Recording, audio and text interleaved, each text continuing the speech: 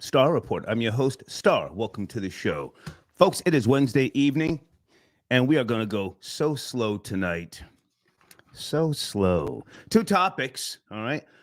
Five migrants have been arrested in New York City, okay? Although 10 or 11 were beating up on police. You saw the video footage, just came out today. This happened, I do believe, Saturday, this past Saturday, kicking the police in the head, punching them, jumping on their backs. And this was simply because the migrants were loitering around 42nd Street in New York City. Again, Manhattan, roughly 8:30 p.m. And one of the migrants that was released because they have been charged with felonies. One of them came out of the courthouse and gave the camera the middle finger. A new day in the sanctuary city of New York. Yes, a new day. I have to say early, if they were black, three of them would have been shot. Let's just keep it a bean, okay? Qualified immunity is a thing of the past in New York City. Many of you know I'm a cop supporter. I've got many police in my family. However, did the NYPD abuse their authority over the decades? And now we have what we have, a clusterfuck of sorts. And are the migrants, and I say this very carefully, are the migrants freedom fighters? Are they doing what black people should have done, could have done, would have done, so to speak? And why weren't the migrants tackled, choked out, you know? That's my main topic, migrants in New York City, okay? Also, guys, my showrunner is generational wealth the answer? I say again, is generational wealth the answer? I'm going to early say no. It's not a myth, no, because it's very real with regards to other cultures here in America. But I've been doing a little research as of late, and I want to put this on the table this evening, and you guys are welcome to call in, as you know. But my source, accidentallyRetired.com, I say again, accidentallyRetired.com, an article came out November the 30th, 2023. It says why generational wealth isn't the answer. And it gives some great breakdowns here and points. Hang on a second. 70% of wealthy families lose their wealth by the second generation, okay? 90% of inherited wealth is lost by the third generation. They also go on to say generational wealth is not the goal. Raising resilient, productive, and happy kids who have a shot at changing the world, that should be the goal. Now, you know, or those of you who are, supporters of the show here, I'm an objectivist from the school of Ayn Rand, very selfish, but I do believe in, teaching people around me or my nucleus, so to speak, how to get the bag, but I'm not going to feed you. I don't buy niggas slave chains. I don't give them Jordans. I don't buy them cars. Yo, that's my nigga. I fucks with him. Yo, I'll die for that nigga. No, I'm not one of those people. And that goes for my friends who just happen to be Caucasian as well. You have to get it. And if you can't get it, please get the fuck from around me.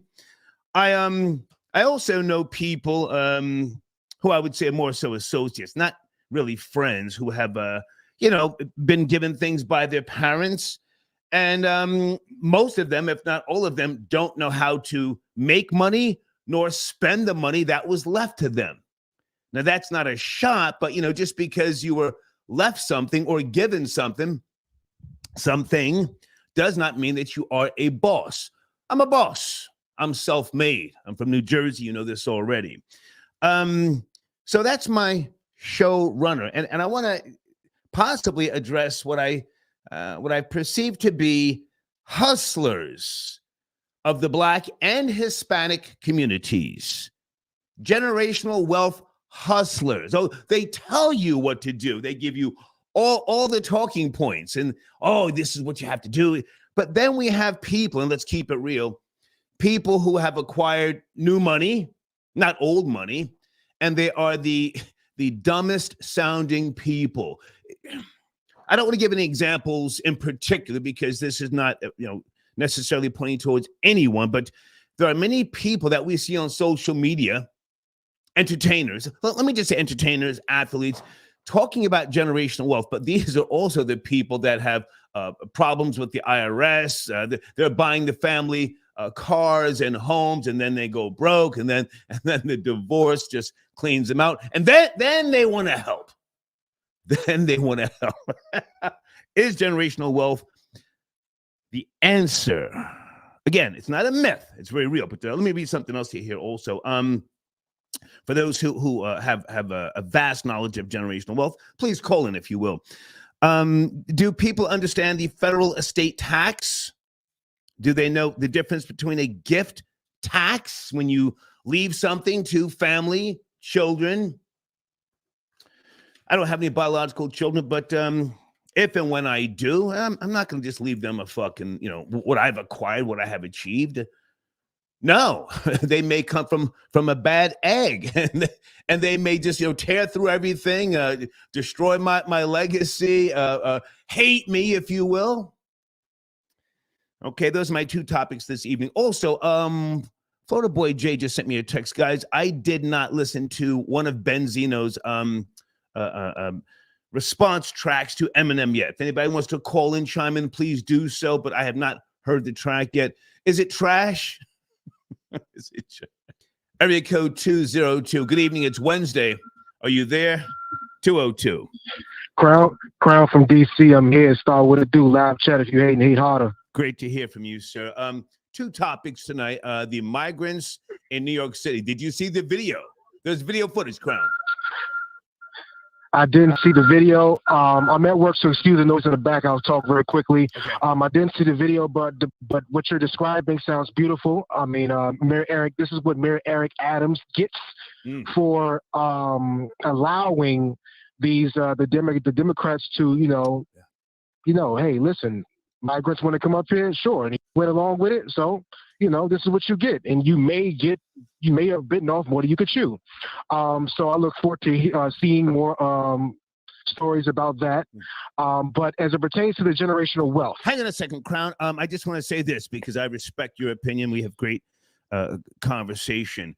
Please take note when you get a minute. One of the migrants sticking up his middle finger at the camera. Now, all of these guys, after being released from court, all of these guys are in their early 20s. They're all from shelters. If I didn't make that clear when I first laid this out, they're all registered in shelters.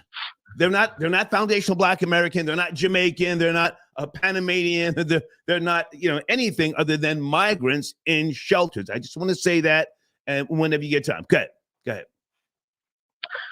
That's crazy, but and so I guess the youth is taking over, and they like, listen, we come in here, we're gonna start running things, regardless if the police are there or not. So if they, they want to be on their freedom fighter stuff, hey, all for it. Just leave us out of it. Don't come here undermining us. You're already a ploy due to the Democrats to undermine us. Now, don't be a benefactor to them.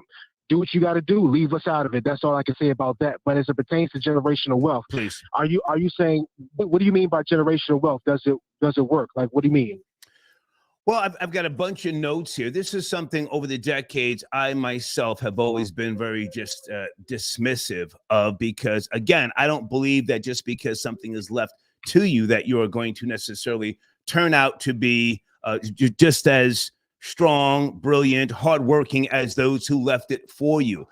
I have so many examples. I don't want to, hurt anybody's feelings, but people that I grew up with just, ran through the money.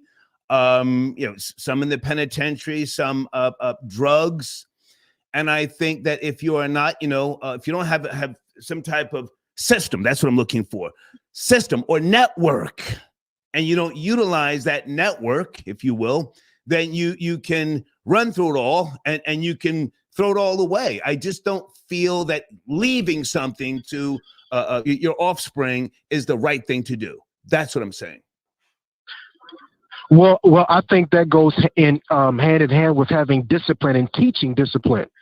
Somehow you or a group of people acquire wealth through discipline in a structure or a system like you're referring to. Now it's your job to pass that down along with the financials and the businesses and what have you. But if you don't teach business or discipline, then you basically giving it away. You might as well give it to a bunch of people that, are not relatives of yours. So, I mean, that's on the person that actually acquired the wealth to then teach the discipline. I'm so glad you said that. Stay with me. I know you're at work. I'm so glad you said that.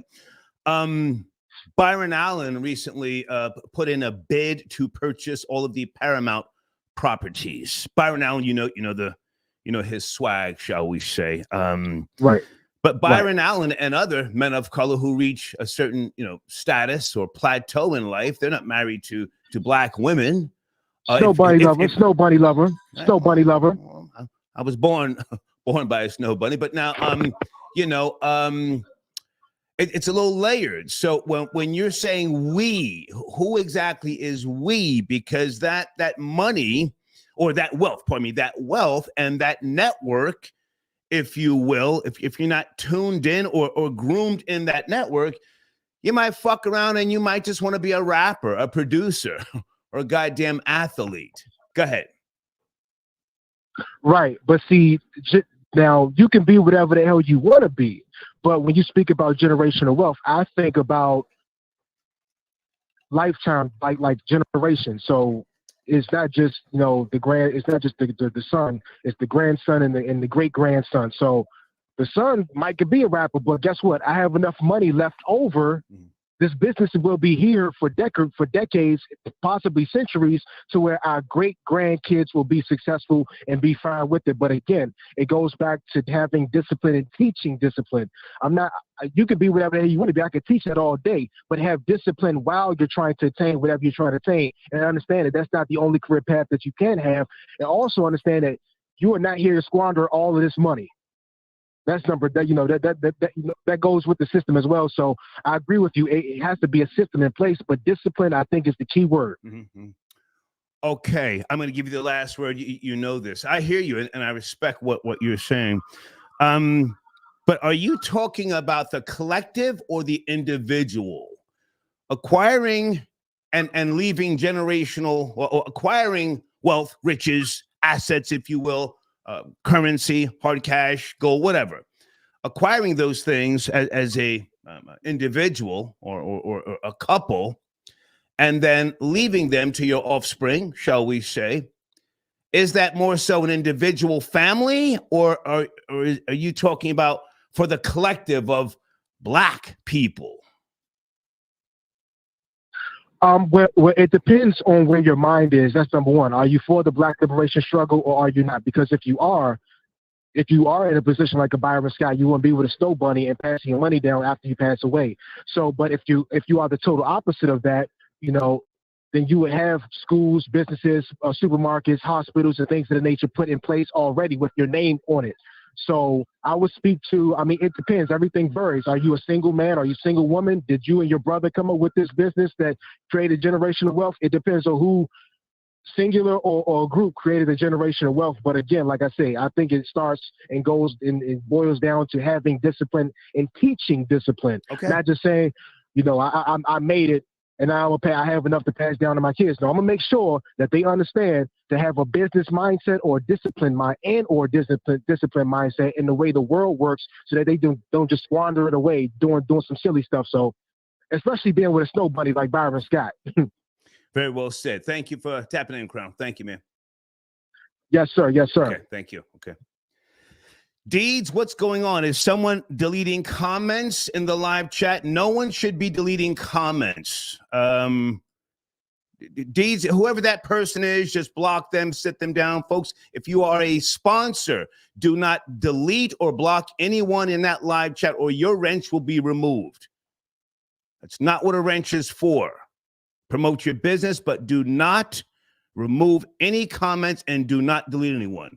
Deeds, send me a text and let me know if you can block that person or remove that person's wrench, okay? All right, guys. Also, I'm looking for Rory. Rory may or may not be able to tap in with regards to tonight's topic. Okay, Florida Boy Jay is not available.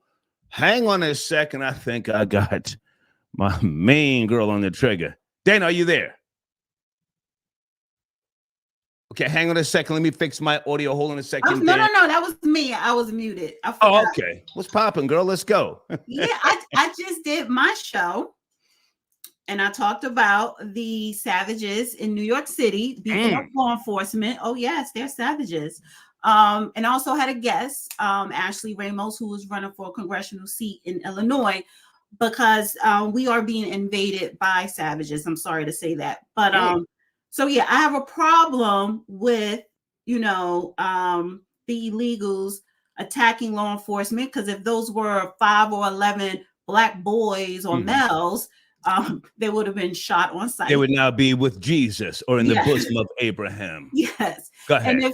And if they were not, if they were still on earth, they would be up in Rikers or in Sing Sing by now. So the audacity of Alvin Braggs, to let them go. For those who don't know who Alvin Braggs is, please, because we're talking to a national audience. He is district attorney in New York City.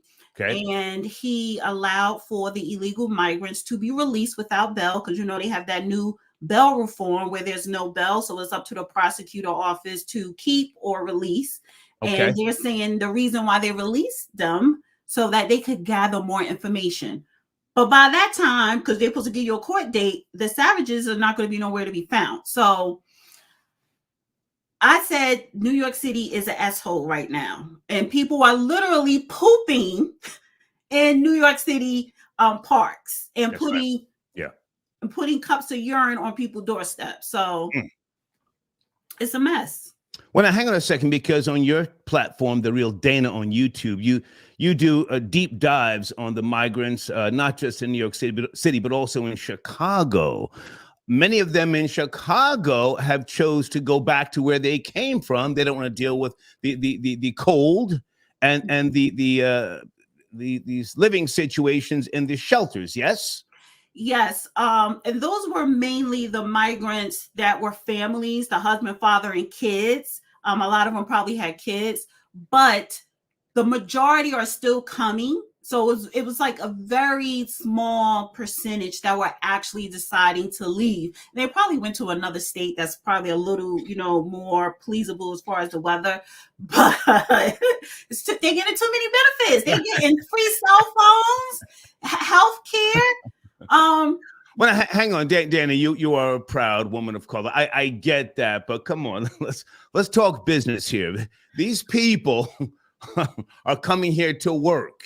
They're not coming here to be rappers, producers. They're coming here to work. To hang on.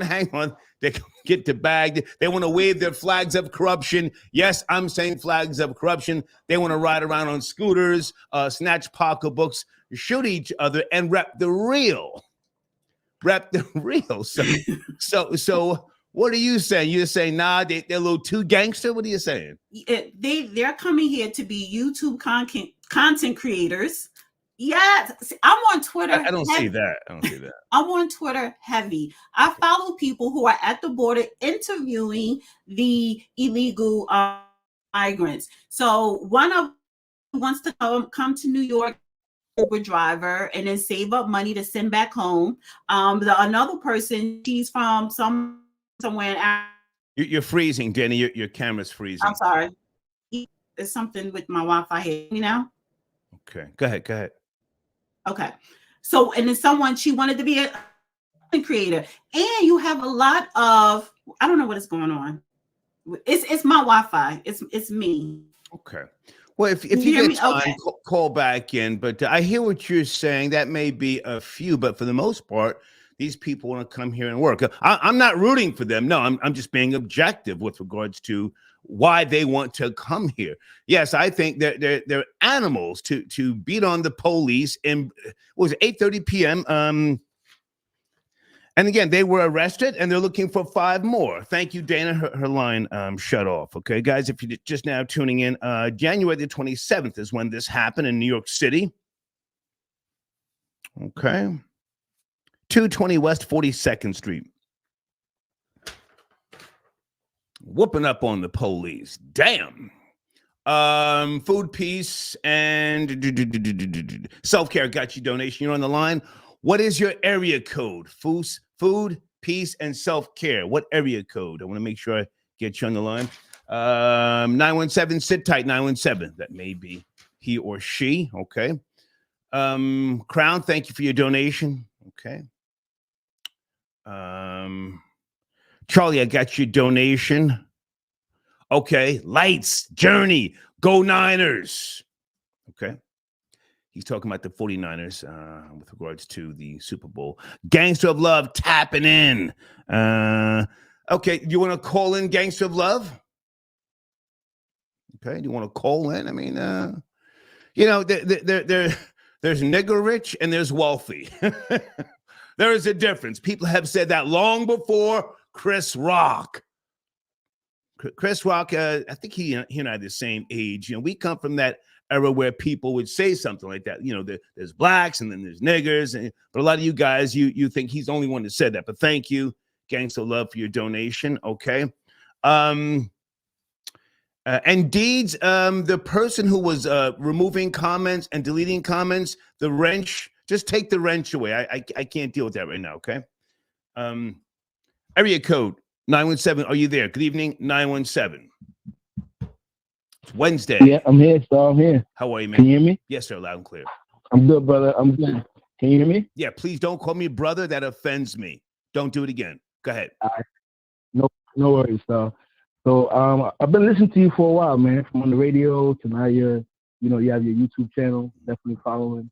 You caught my attention tonight because the immigrants, they're wilding. Mm-hmm. You know, they're definitely doing a lot in the city. I had an incident the other day. I was coming home by myself on the train, and it me out, bro, because I'm in my 40s, so I haven't, been in that street mentality. Oh, I'm gonna just bust somebody's head because they do something, But I mean, two guys riding a scooter. One guy's on the back, like we in what's that movie, New Jack City? Like he had a gun and he threw something at me, and I'm looking like, bro, I don't even know you. How you throwing something at me? And you speak down the block, and I'm like, oh, this is the shit that we, part of my language. This is what we're gonna be dealing with. You got people coming in the country. They don't know how people are giving it up because where they come from, there's no laws out there. You could do whatever you want in some of these countries. So when they come here, they're living lawless already. So when you say they're beating up 5 cops, bro, that's regular where they're from. Yes, and have you seen the video? Have you seen the video? I don't mean to laugh. I've seen the video. There's about 10 of them. They're all, I think the oldest one was 28, according to the reports here. They were all in their early 20s. They're all from the shelters. You saw the video, yes? Yes, I saw the video. Okay. And like the other girl said, those are dudes from the hood. They would have been pulling the straps. They would have been pulling tasers, batons, and everything. I mean, the dudes didn't look like they were scared of the cops at all. They looked like 2 cops, man. It's 10 of us. No, sir. They about that action. Now, hold on a second. With all due respect, I detect an accent. Where is your family from? Where's your family from? I'm a Jamaican, star. Okay. So you've gotten soft. You've gotten fat, right? You're here. You get in a bag. You might have a union job. With all due respect, are you now food to migrants? They see you and say, "Yo, that nigga's a duck." That's an old expression. You know what's funny? Duck is an old expression. Oh, bro. Okay. I've actually changed my thought process. I used to be walking around trying to, look fly, look different. I'm not with none of that right now. Right now, the only thing fly about me is my credit score and my bank account. That's fly. Yeah. You're westernized and you got soft. There's nothing wrong with that. I'm just saying. It's not, Stark. You know what? I'll tell you another reason why, right? And this is going public. You airing this. I want my family to hear this. I'm in America working. I'm not trying to show people that I'm living this lifestyle that I'm not. I got families watching me in Jamaica. The moment I post a video that says, "Oh, I hit the lotto," I'm running into a bag, my phone going crazy. And I ain't talking about my friends that live here in the States. Right. So I'm doing that. If I can jump in. For my own people. If I can jump in, stay with me. You said you're 40 what? 40 what? 42. 44. And are you married with children? I'm 42 and I'm a full-time dad. I take care of my daughter. And I work on the side as well. Good for you. Now listen, I'm a proud American, family in the military, law enforcement. I'm a capitalist. You feel me? But I always vote conservative. But now here's the thing. We have to respect the gangster of those who come here and they want to get it right. The Italians, the Irish. The Italians invented the drive-bys in Chicago. We love gangster movies, right? Right. So Every- hang on, sir. Hang on. Having said all of that, I can't be a total hypocrite. When I moved to New York, 1981, I started running with the shower posse. I didn't even know they were I didn't even know they were the shower posse until maybe 3 months into running with these guys. I didn't even know. And then when I found that, I said, oh shit. Okay, whatever. Yeah. Right. Come on. Okay. I mean, around that time, it's funny. I was part of that transition because during the late 80s, that's when I came here. So while everything in Jamaica was going crazy, I was part of that transition. My family came here, started a new life. Good for you. Made attempts for me to have a better life. And that's kind of what I've been on. So like I said, I'm not against the immigrants.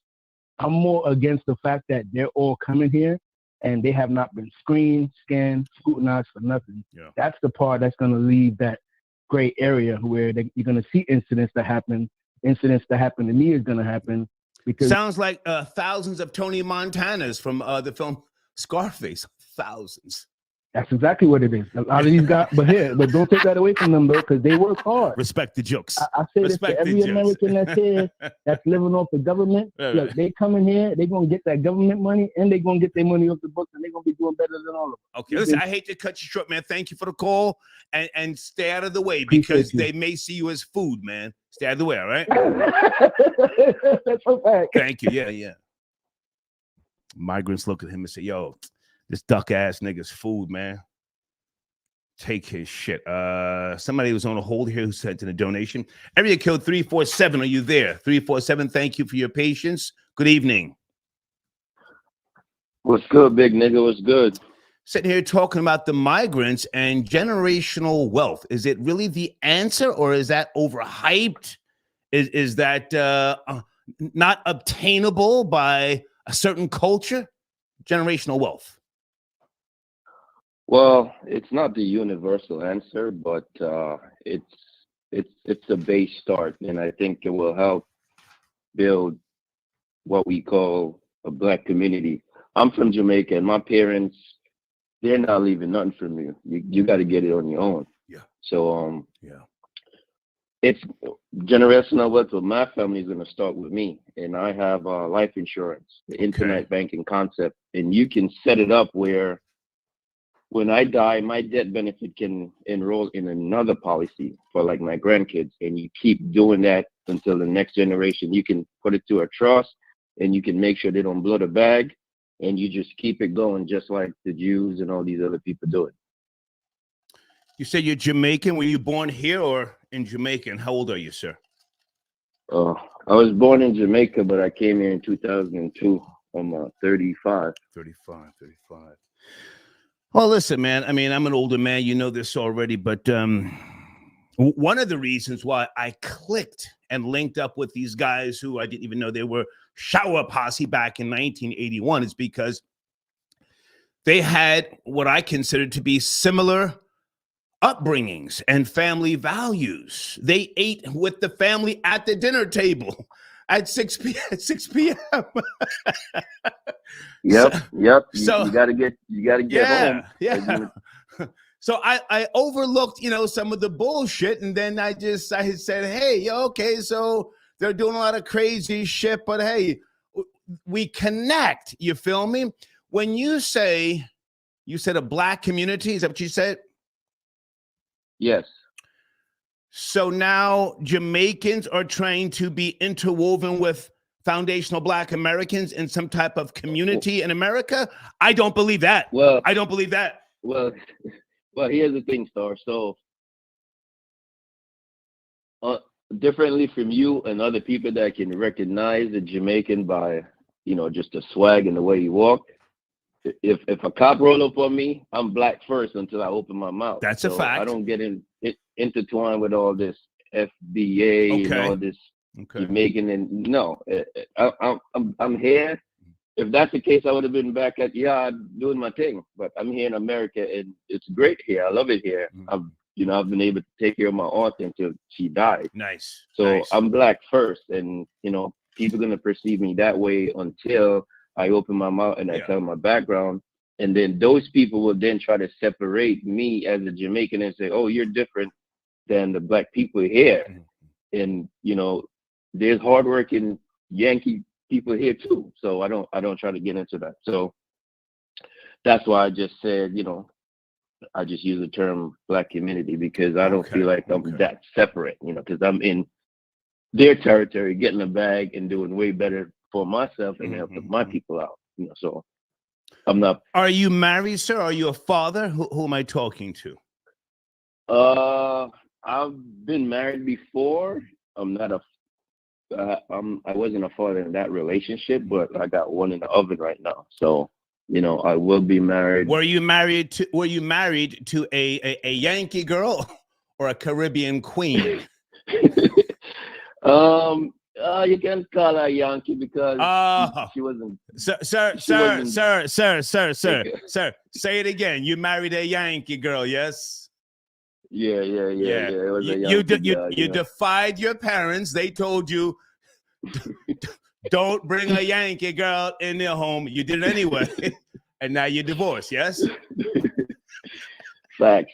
She just wanted to watch Oprah in the evening after work. You know, I had to get up out of there, man. Listen to me, sir. I'm gonna give you the last word, but listen to me carefully. I talk a lot of shit, but if I had to wife a woman of color, she would be either Jamaican, Haitian, Bayesian, from St. Vincent, from St. Lucia, Trini, any place other than a Yankee girl. You hear me?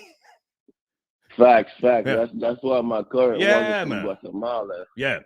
I can appreciate a woman from Yard who runs her mouth on a Saturday morning and regulates the goddamn house and makes sure everything is clean and wiped down with ammonia. I can appreciate that over a Yankee girl. Go ahead and finish up. Go ahead. Yeah. That's what I got going on right now. So I learned. I took the L. You know, I bounced back. Yeah, all right. You know, I appreciate the call, sir. Thank you. Salute. Okay. Guys on the screen, Trackmasters DJ.com. We're going to talk about them tonight. Give me a second. I see you folks on the phone. Sit tight.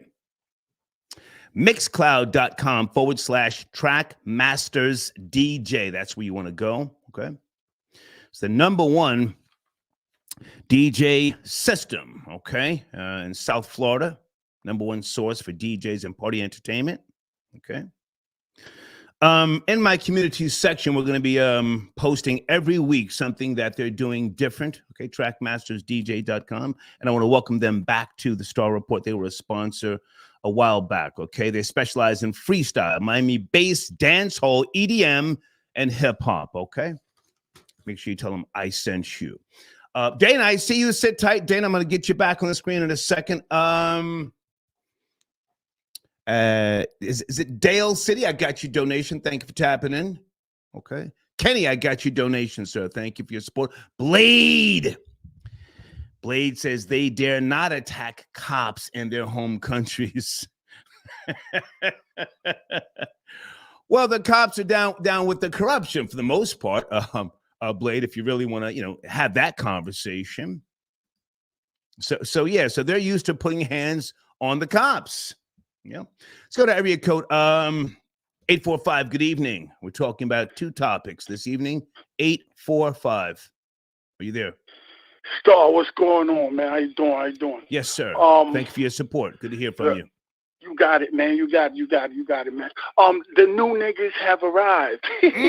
All you black people, and I'm a black mom. I'm black, so all you black people who sit in your tenement buildings and complain about no heat and play your Xbox and eat Kennedy Fried Chicken biscuits, you talking about a group of people who that is like a dream to them, like a dream for a person in the hood might be getting on a yacht. Right. A dream for somebody like that might be playing a video game in a house with heat. Right. The new niggas are here, and they gave you people enough time to get your act together, but you guys don't see what's going on. They're here to replace people. I'm not going to say us. I don't care about nothing but mines and me and mines. Right. You better be able to protect yourself. these people are dangerous to another level. You black people, like me, I'm black, but we spitting the block supposedly. But now, hang on a second. Hang on. Tu hablas español. I detect a little lingo there, huh? Gotcha, but we spin the block. Hang on, sir. You from where you from? Spanish Harlem, Uptown, the BX? No, man. I've called you a few times. Just sent you a little support to the show. I'm from the Bronx, but I got up out of there. I'm no longer there. Okay. I'm what are you? Upstate New York. Cuban, Colombian, Dominican. I am a 6'7" black man from family from South Carolina. So if you want to call that FBH or whatever they call it, I'm just a big black dude. Nigga cap, and he said FBH. Yeah, no, that's what it is. But these dudes are dangerous, and in tax, they are hyenas. Yeah. And I'm gonna say this real quick. I have a close friend who works security in Fordham Road in the Bronx. He told me 3 days ago his booth was right on the sidewalk. It's an area called Fordham Hills. It's pretty decent. I know the area. Yeah. Yeah, so his booth happened to be right on the sidewalk. The only thing blocking was a little gate, and there was a car there. So a Spanish guy with his iPhone, they give him iPhones. He was dressed up real nice, asked him could he have the car. So the person told him, please don't. He says he turns to his left, and he sees 4 other dudes that look like they came straight from Ecuador, shining the iPhone lights in his face. So he said, you know what? He put his hood on and put his head down. He didn't want nothing to do with it. No problems. So the guy broke into the no problems, man. They beating cops up out here. So they broke into the car, and he said he saw the windshield wiper start to move, so he figured that the car got started. He couldn't get the car out of the spot because it was too tight. So the other 4 guys just jumped in the car, took everything, and walked off. And before they walked off, he heard them saying, nobody do nothing, nobody do nothing, nobody do nothing. People, if you're not prepared, right. Be prepared. And as far as the generational wealth stuff, I mean, it's hard to listen to that topic because nobody that's going to be calling his phone tonight or have anything to say in the chat is going to be leaving any generational wealth to anybody. So, good show, good topic. All right, man, I'm going to keep supporting. Okay. You take care. More that A, man. More that A. Yeah. Wow, the new niggas are here. That's a great way to put it. They about that action, riding around on scooters in New York City. Guys, sit tight on the phones. I'm coming. Give me a second. Benny Blanco got your donation. Thank you for tapping in, sir. Benny Blanco. Star, that cop beating was like, had this been Venezuela, their decapitated bodies would have been dumped in front of the precinct as a warning. Okay, I appreciate your support. I think, well, I don't think they know they're not home wherever they came from. That's why one of those guys stuck up his middle fingers to the camera as he exited the courthouse. I'm in America. I'm not in Ecuador. Fuck all y'all. Now I'm going back to the shelter. Make sure my my voucher's there. My WIC, my EBT card, or there won't be or there'll be other problems. Shit. 1051 fam got your donation. A strong moral compass, like skills and trades, are generational wealth in themselves. 1051 fam, I disagree, sir. I'm a science fiction guy, as you know. I've been watching as of late synthetic life forms. Never mind the word robot. Synthetic life forms, literally. Working on walls inside apartment complexes, putting up sheetrock. So at one time, skills and trades that sounded hot, but we're going someplace else now. Dana with the data, you're back in action. Hey, Dana. Yes, and my apologies, and hopefully it don't mess up. So I just want to say sorry in advance. I don't know what's going on with my Wi-Fi. Good to hear. But I love what that caller just said. The new niggas have arrived. That's exactly what they are. I also want to bring up, I have a real problem with New York City releasing the illegals. Khalif Broder, I hope I said his name, but I was the black man who Khalif was Browder. Is that Browder? I think. Yeah. Condolences. He's gone. Rest in peace. Yeah, he's gone. Been gone. So didn't Jay-Z do a documentary on him? If I'm talking about the same guy you're talking about. Yes, he did. And Jay-Z also was one of the people pushing for what they have now with this Bell reform, because, you know, had he had the public policies of the Bell reform, then that young black man and so many others would be alive to today. So again, you know, I just have a problem with these savages being let go when they commit crimes, and it's just going to get worse. It's just going to get worse.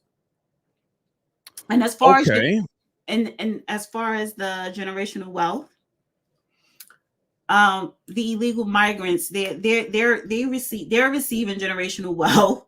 They're receiving our reparations. They're getting the economic uplift, mobility, public policy passed in their favors, and once again overstepping Black Americans. So yeah, generational wealth for us is, I'm not a pessimist, but you know, that's a uphill battle. And then you're going to have to learn how to keep creating wealth in order to have generational wealth.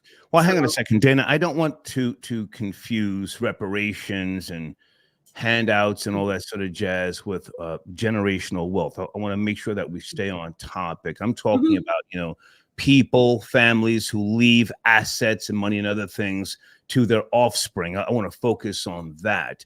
So my question, is it really the answer? One of my sources, accidentallyRetired.com, says no.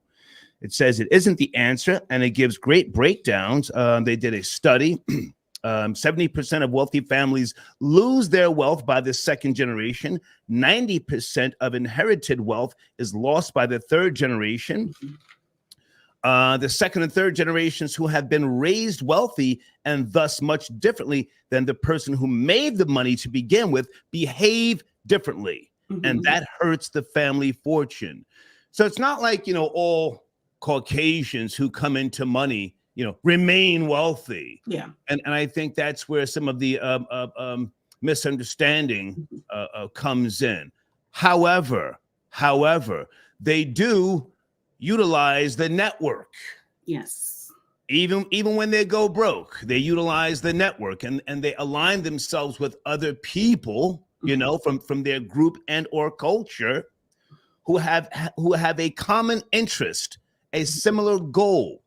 So it's a little layered, I guess. What I'm asking, is generational wealth really the answer?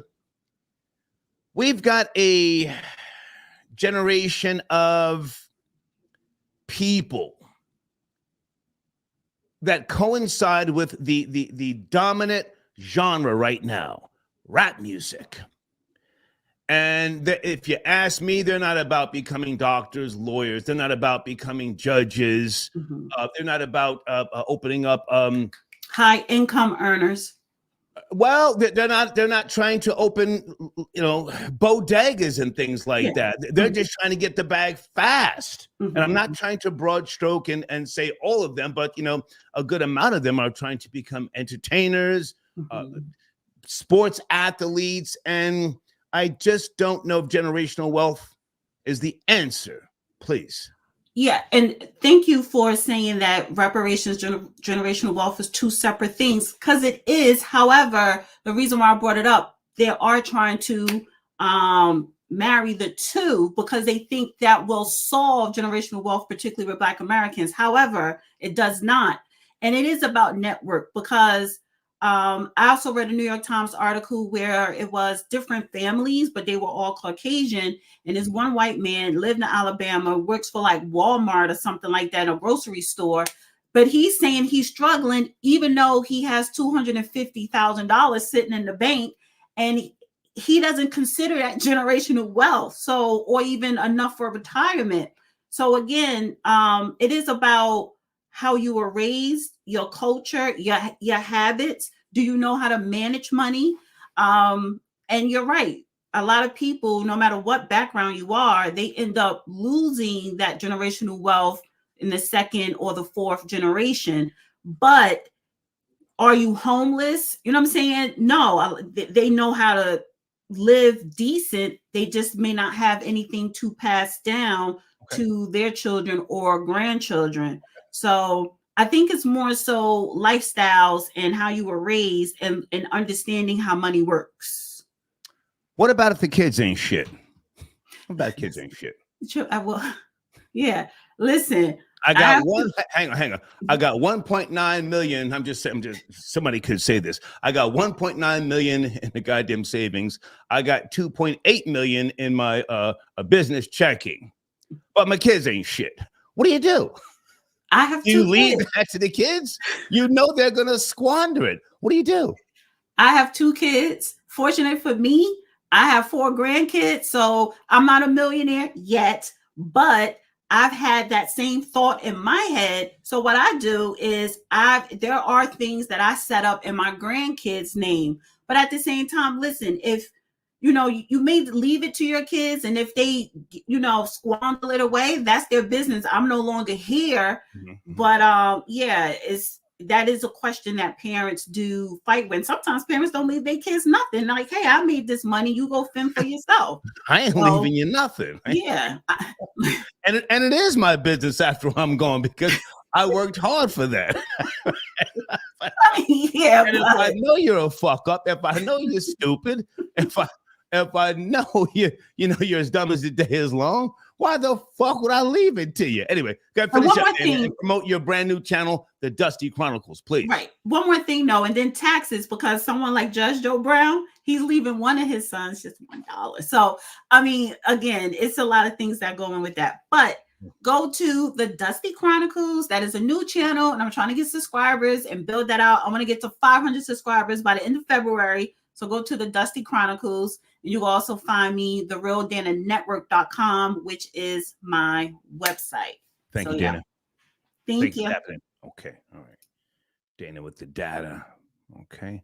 Let me make sure I'm promoting my sponsors, guys. Again, www.trackmastersdj.com. I want to promote some of the other projects that they're working on, guys, and I want you to subscribe to their website as well, okay? Blade, I see you. I got your email. Thank you for tapping in. I got to promote BLK, the dating app. Hold on a second. There you go. Black dating for black singles, okay? BLK. Check them out. Tell them I sent you.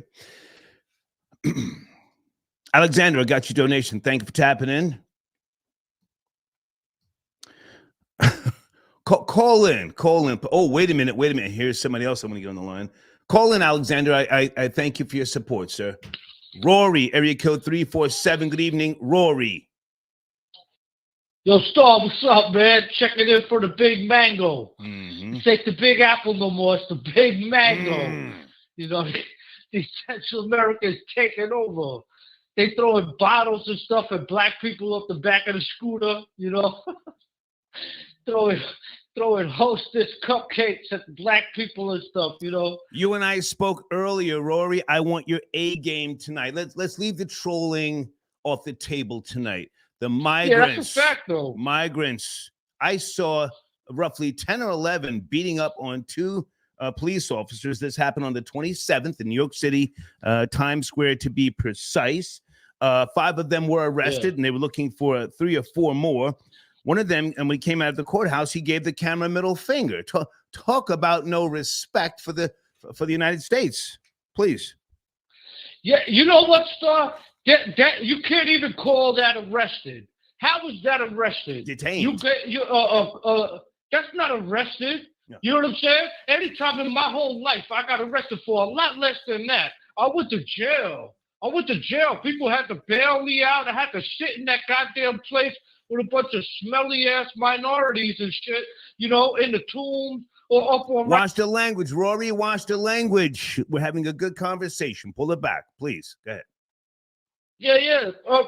That's not arrested, man. These people live by, they have special privileges. They have their own laws.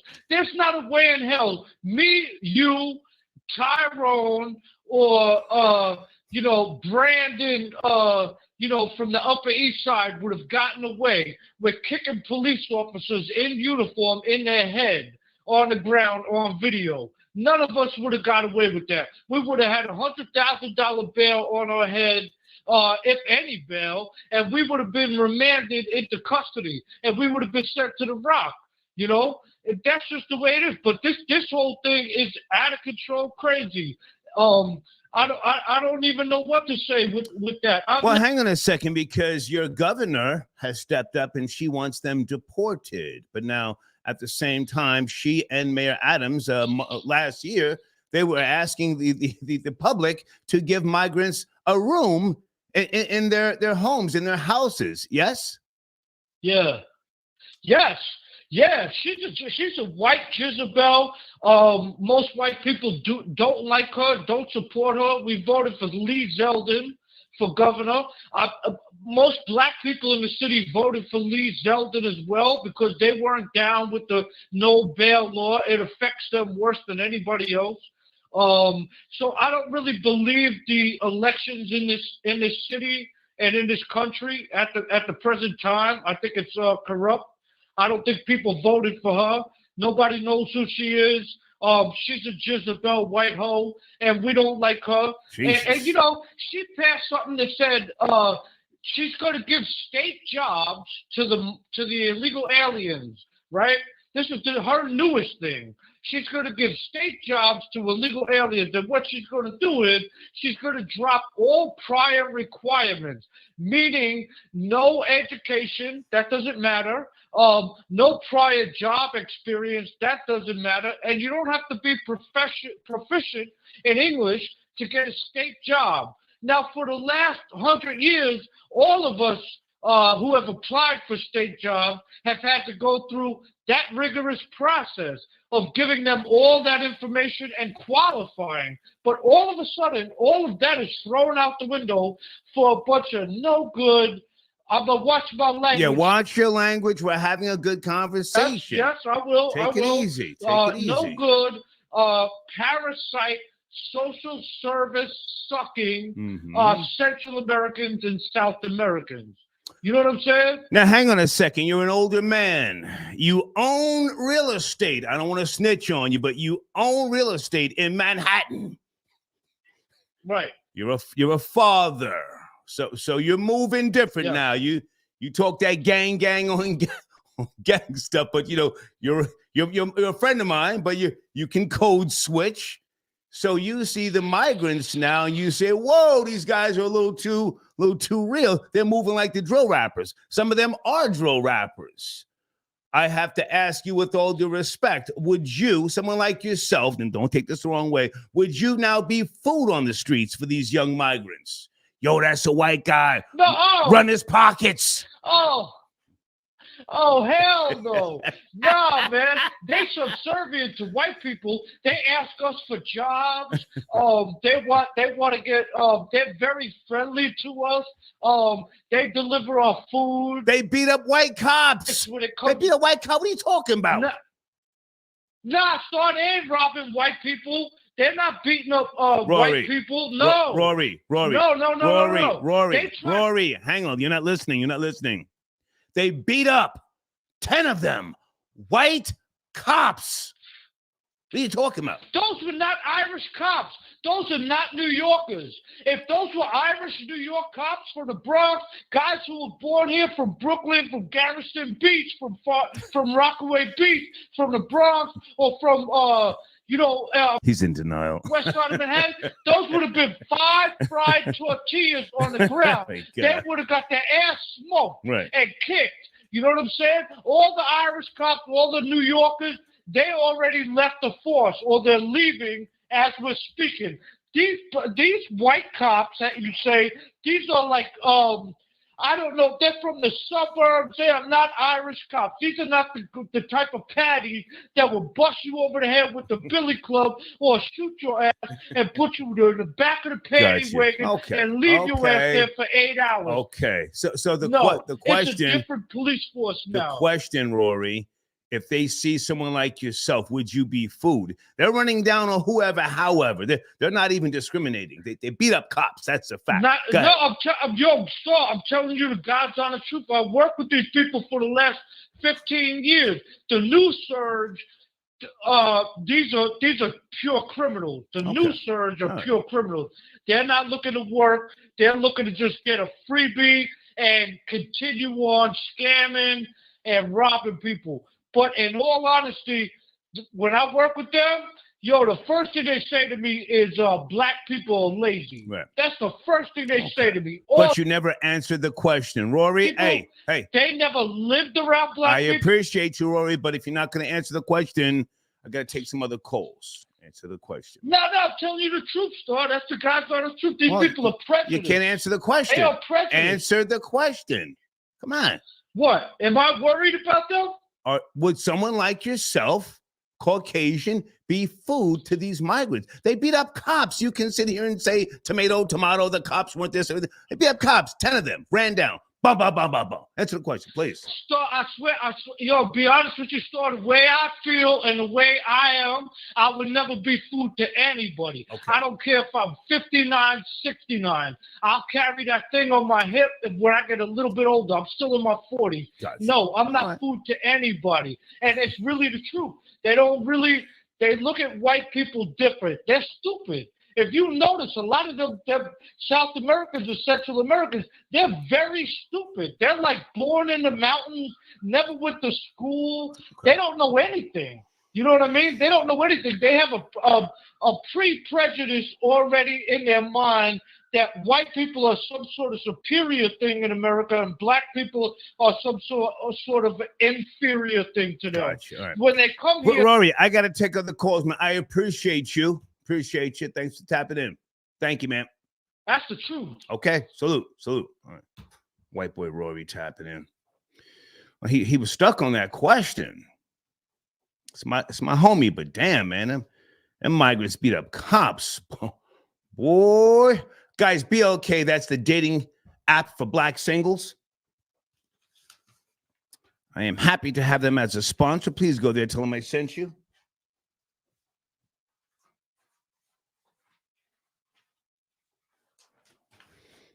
Sit tight on the phones. Someone just sent me a email. Are you going to tap in, sir? If so, let me know what area code you're calling in from. I got a couple here on the couple of calls in the queue. I'm not sure who's who. Newt, I got your donation. Thank you so much. Did the Yankee girl wear a fake Rolex peekaboo? Who are you talking about? Oh, the Yankee girl that the Yardie married. Ro, I got your donation. Whoa, okay. I don't know if that guy's on Grindr, man, but thank you. Donation. Anybody want to call in about Benzino? I think 2 diss tracks now with Eminem. I haven't listened, Call in if you like. Area code 253. Good evening. Are you there? On Wednesday, 253. Yes, no, maybe. Are you ready? Okay, they hung up. Someone says even crooks should respect law enforcement. Back in the day, we had so much respect for law enforcement that we were sneaky niggas. Yeah. Listen, Blade, I hear you, but the police in New York City no longer have qualified immunity. And the new niggas know this. So they're trying to get it back. They've been given a pass, a green light. I'm looking for someone to tap in. Sir, if you're calling in, from what area code? Hold on a second. Let me just say what area code.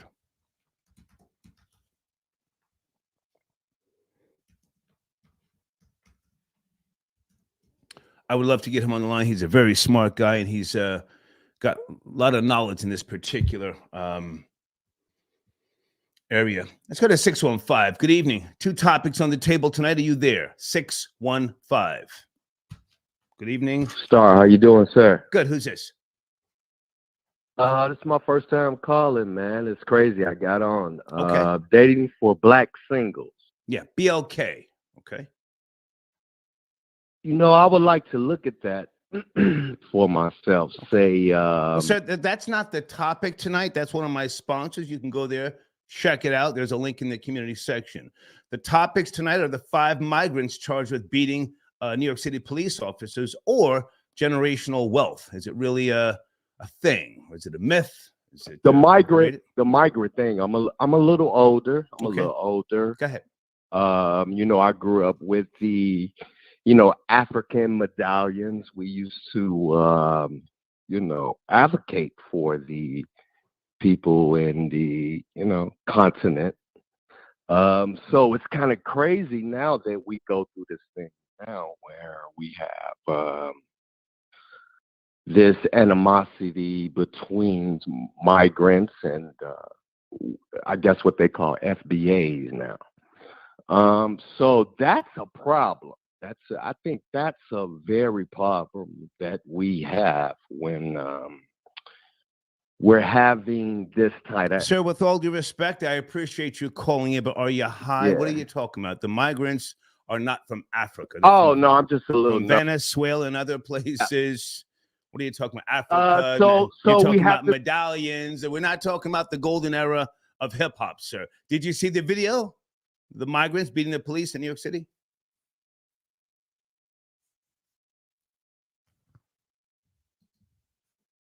Sir, are you there? I didn't hang up on you. Yes, I'm here. Okay. Yes, I did see the video. Yes, I did see the video. Come on. This is a problem that's been going on for a while. I think you've been speaking about it for a while when you were talking about Chicago migrants, and you were talking about what's going on with the migrants. So this has been going on for a while, and it's been bubbling up. Sir, the crazy thing, sir. Never mind Chicago, the Windy City. We got migrants pummeling white police officers in Times Square, January the 27th. You say you saw the video, kicking the police all in the head, 8:30 p.m., and then coming out of the courthouse, giving the camera the middle finger. This is some new shit, sir. Take it from there, please.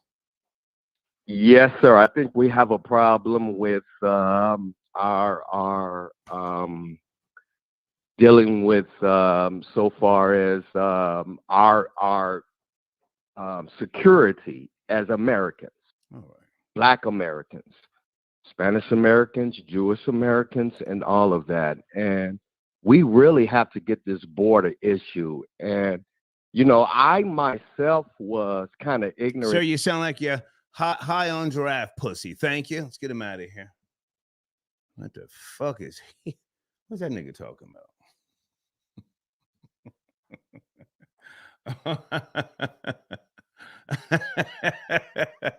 Sir Shy got your donation. Can't front, star. Rory is right about these migrants. Okay. Yeah, he lives in New York City. Rory's a landlord. I'm snitching. But I just wanted him to answer the question. It's a goddamn question. Would he be fooled if they saw him? He's not running around here with his hat on backwards, chain swinging, Timbo's dragging. No. Thank you for your donation, Sir Shy. Okay, someone said they were going to give him 5 minutes. Okay. Peace, Rakim got your donation. As a Dorchester native, salute to Zeno. M got cooked. Can someone please send me the link? Now, he released 2 diss tracks, right? Benzino, a.k.a. Ray Dogs, my guy. Which track did he cook Eminem with? Someone send me a link, please. Thank you for your support, Rakim, okay? And guys on the screen, Micro Beauty, pardon me, Mikara.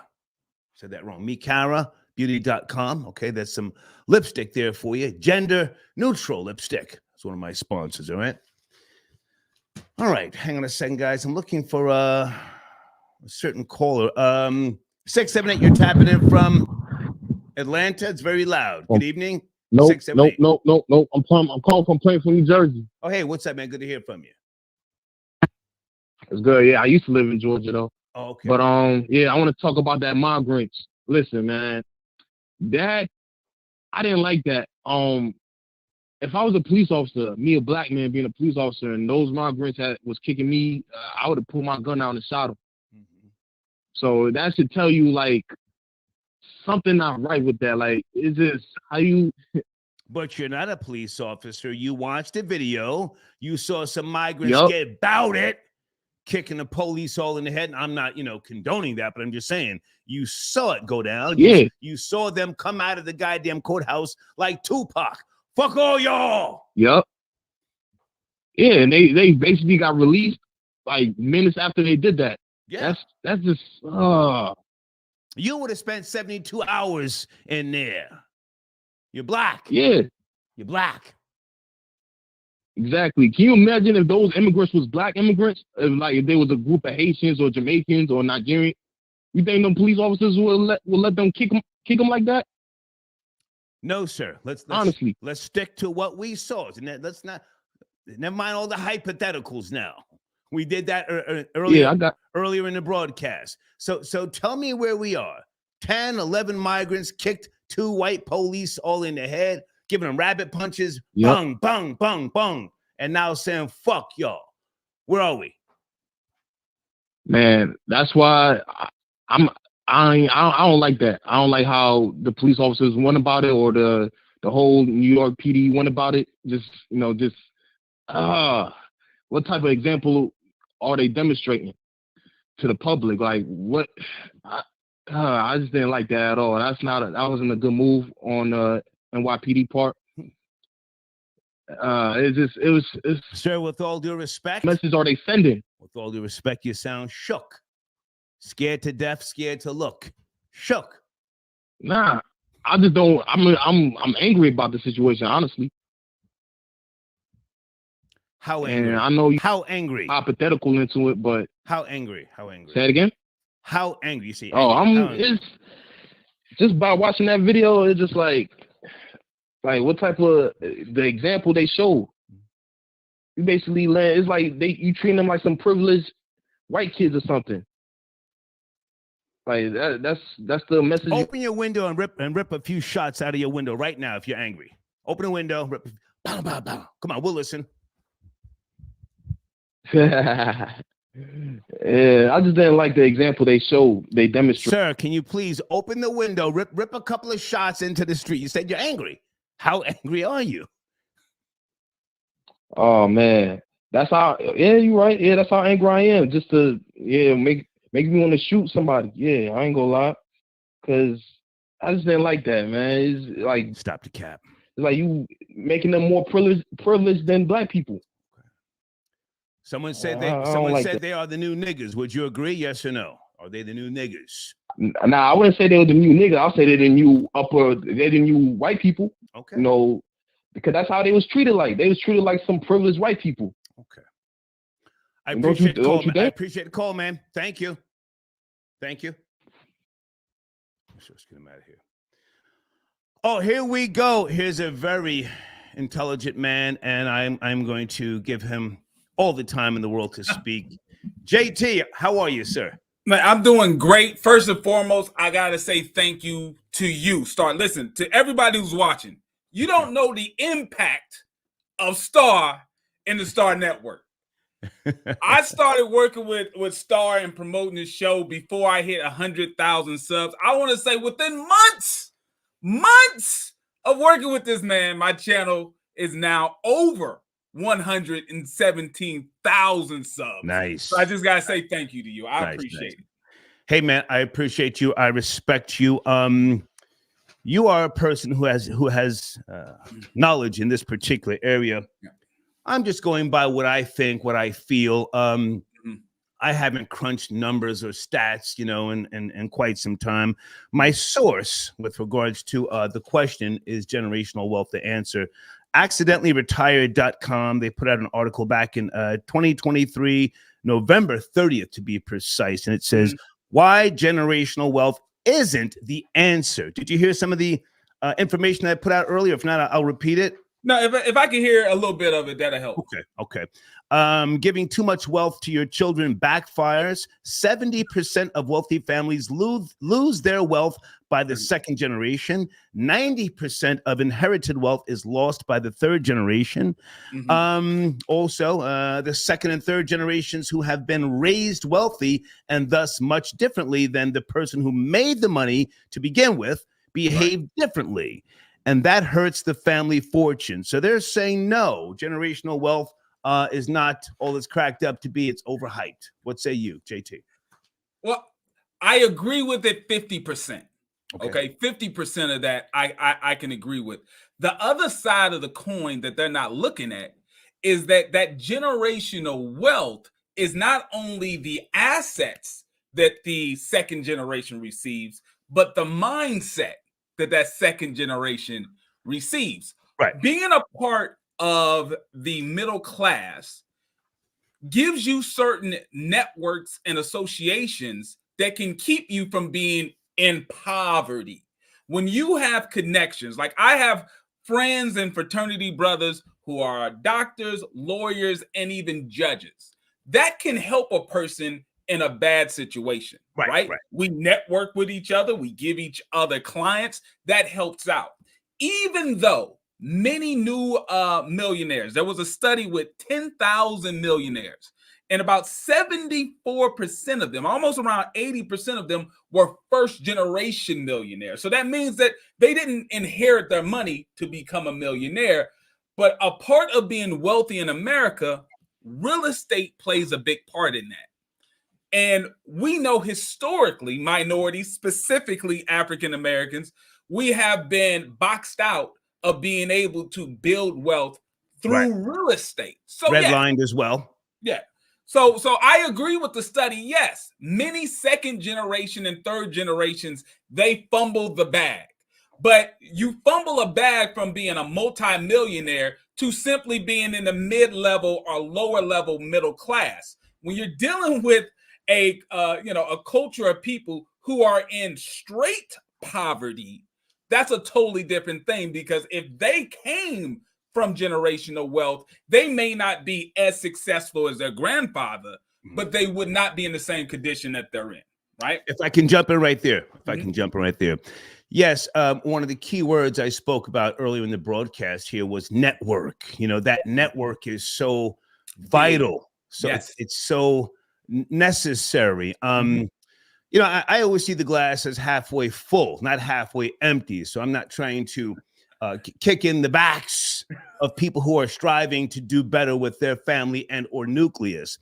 But I'm just not certain, or I don't think that, you know, when and if I do have offspring, I'm just going to leave everything to them. They may come from a bad egg. They may be jealous of me. They may hate my guts because I've done so much. I've accomplished so much. Right. So the question is generational wealth the answer? I want to know if you think that, and I'm sure you do, think it's worth the effort to teach. I mean, is that an uphill battle to teach a culture, as you just said, who may want to be entertainers, athletes, you know, who may want to do everything but become doctors, lawyers, judges, physicists, and economists? Yeah, I think our problem is we have decades and decades of documented proof that type of mindset doesn't work. When you have generations after generation believing, oh, I can cure the racial wealth gap by becoming a superstar athlete or becoming an entertainer, someone who sings, dances, or acts. Clearly, that has not been the answer. I remember reading a study not too long ago that blew my mind. This study said that there are 3 things that a person can do to almost guarantee that they will not be in poverty. We're talking about like high 74% chance you will not be in poverty. The number one thing was graduate high school. Not very hard, you would think, right? Graduate high school, number one. Number 2, not have a child until you're 21 and married. We're not talking about some crazy stuff here. Right. Number 3, get a full-time job. If you do those 3 things, based on the study, you have a super high percentage chance that you will not be in poverty. I'm not talking about go to Harvard. I'm not talking about becoming a heart surgeon. Graduate high school. Do not have kids until you're 21 and married. Get a full-time job. But I believe that our sense of what wealth is a perversion of wealth. Now, I'm a certified financial planner. I work with people all day about how to best manage their money, tax stuff, all that stuff. Most people, especially we're talking about people in a hip-hop generation, they view wealth the same way that a porn addict views intimacy. Okay? Right. If you ever bumped into a person who's addicted to porn, they think that aggressive sex and money shots is like the real type of relationship that you have with a woman or your wife. Right? They don't get that, right? They just see it as that. That's how many people in the hip-hop generation sees wealth. They believe wealth is popping bottles, flying on private jets, driving $300,000 cars. That's not what real wealth is. Real wealth is being able to pay your bills on time. Right. You spend less than you make, and you're financially secure, meaning you have enough money in the bank that where you can survive between 3 to 6 months if you had no money coming in, and your debt is manageable. If I can jump in. If I can jump right there. And I want to make sure that we are promoting you. I don't have your information on the showrunner. Pocket Watching with JT. What's your website again? Pocket Watcher? Yeah, pocketwatcher.net is the website for the YouTube channel. Yeah. Pocketwatcher.net. I will get that pinned to the top of the comments after the show's over. Let me ask you a question. And I always tell people, don't necessarily take what I'm saying as what someone should or should not do. I'm 59 years of age. I live my life a certain way. Does not mean I want other people to try and follow in my footsteps. I'm very selfish, confident, conceited, and convinced. You know this already. But now, for those who are coming up in today's world of social media and artificial intelligence, are they fighting an even more uphill battle trying to obtain riches, wealth, assets, and then to pass that on? Are they fighting an even harder uphill battle with social media? Absolutely. There's a couple of things that play here. Number one, the competition of the mind. Right. Trying to keep up with the Joneses. When you look through that timeline in social media, you would be confused and fooled to think that everybody's doing good but you. Right. Everybody's balling but you. And in order to keep up the front and in order to try to think that you fit in, you are going to buy things on credit cards. You may scam. You'll do whatever you can to keep up appearances as if you're doing as well as everybody else. But here's the secret. They're lying. Yeah. They are not doing well. They're probably in an Airbnb. They're probably renting that car. Yeah.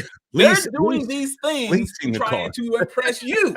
And then in turn, you're trying to do things to impress them. And that's what's keeping you broke. Now, there's other things that I got to say here. I'm a financial advisor. I work one-on-one. In business school, they did not teach us how to solve the financial problems of a community. They taught us how to solve the financial problems of people one-on-one. But I would say that there's a lot of great research that Antonio Moore of Tone Talks here on YouTube has done, and the research that they have done. I will say this.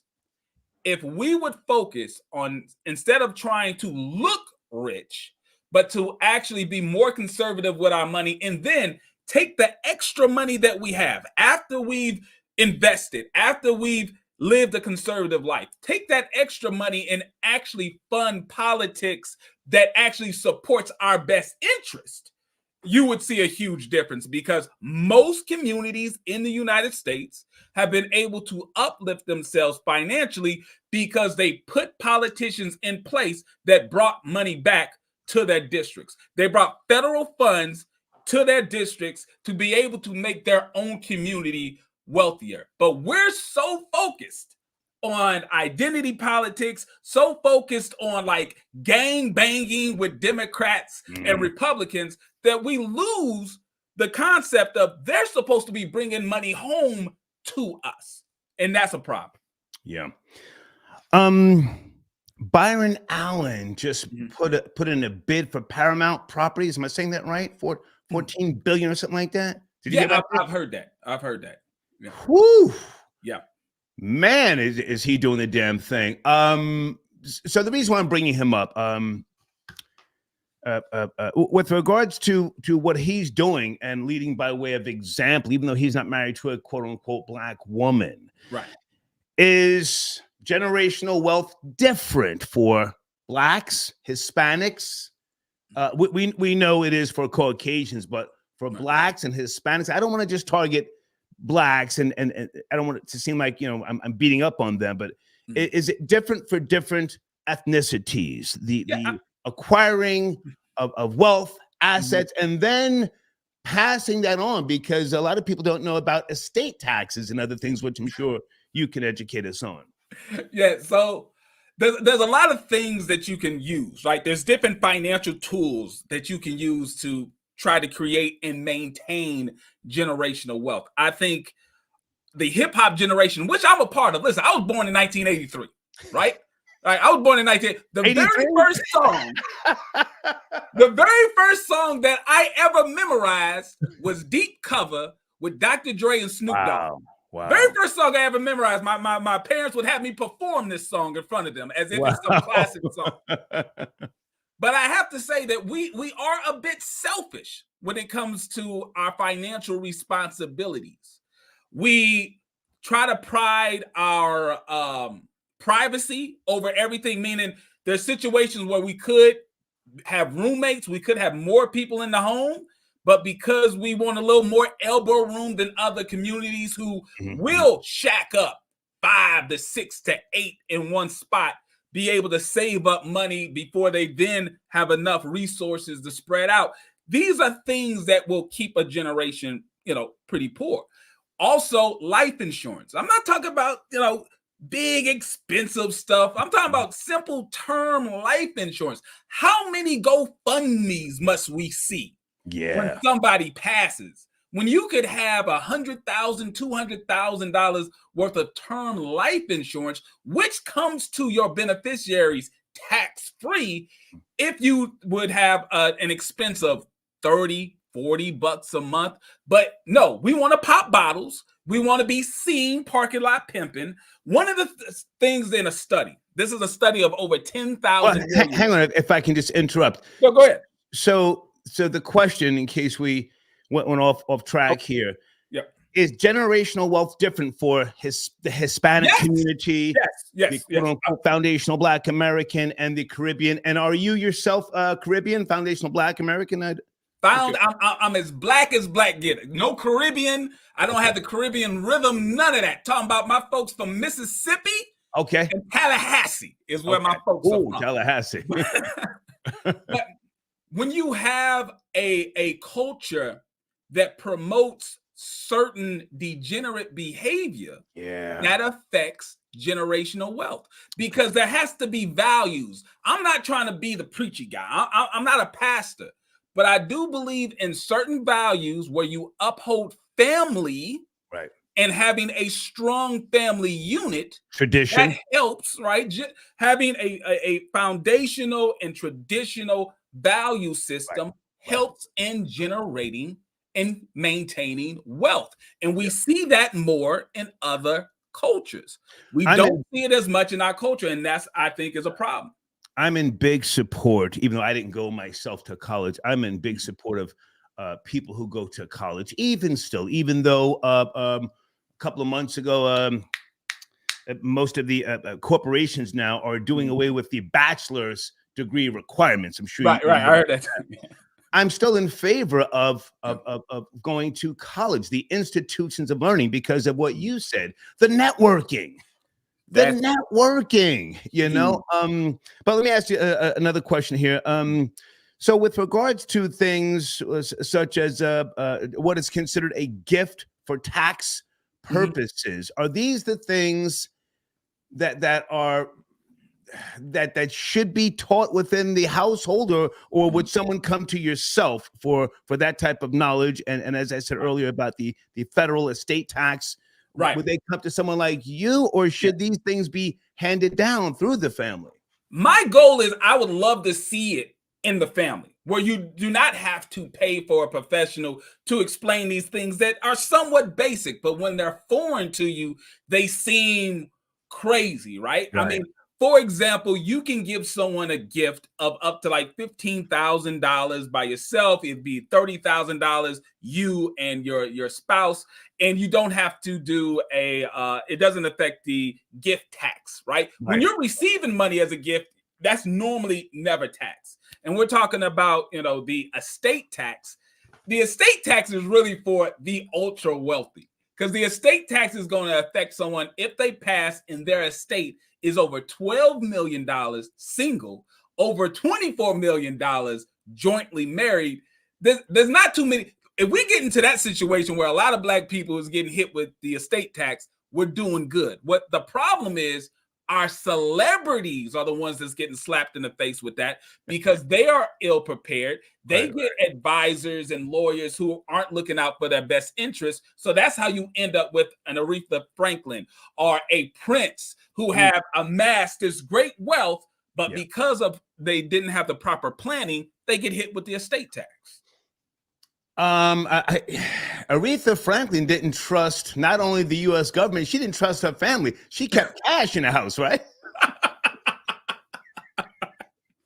And didn't she write down, correct me if I'm wrong, didn't she write down somewhat of a will on a piece of paper? She kept the money in the house. She didn't put it in the bank for the government to be poking around. Correct me if I'm wrong.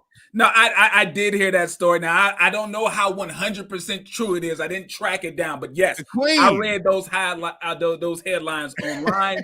And listen, I completely understand people's skepticism. When you start to make that much money, you start to get extremely paranoid. But you are doing more harm than good in that situation, because all of the people who you leave behind, who are your beneficiaries, your heirs, who you want to be able to distribute your life's work to, they are being harmed because you're getting hit with the estate tax, or there's a long protracted probate battle where they're in court for forever. And then ultimately the court becomes an heir because they end up getting like 30% or even sometimes 50%. It happened to Chadwick Boseman when he passed in the battle between his new wife and his parents. The court ended up getting like 1/3 of his estate. So we have to make sure that we're doing the things that we know we have to do. Okay. Hey, man, I appreciate your time. And I'm going to get, again, at the end of this live stream, I'm going to put your information at the top of the comments.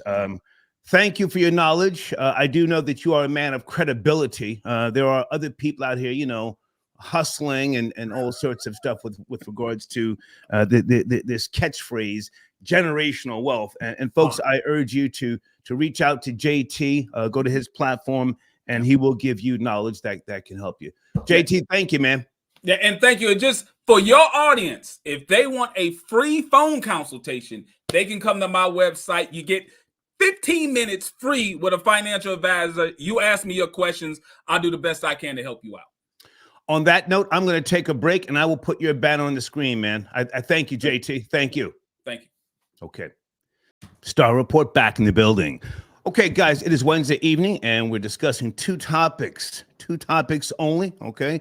The migrants, 5 have been arrested. I saw over 10 beating and pummeling 2 police officers in New York City. In case you're not up to speed, this happened on the 27th, okay?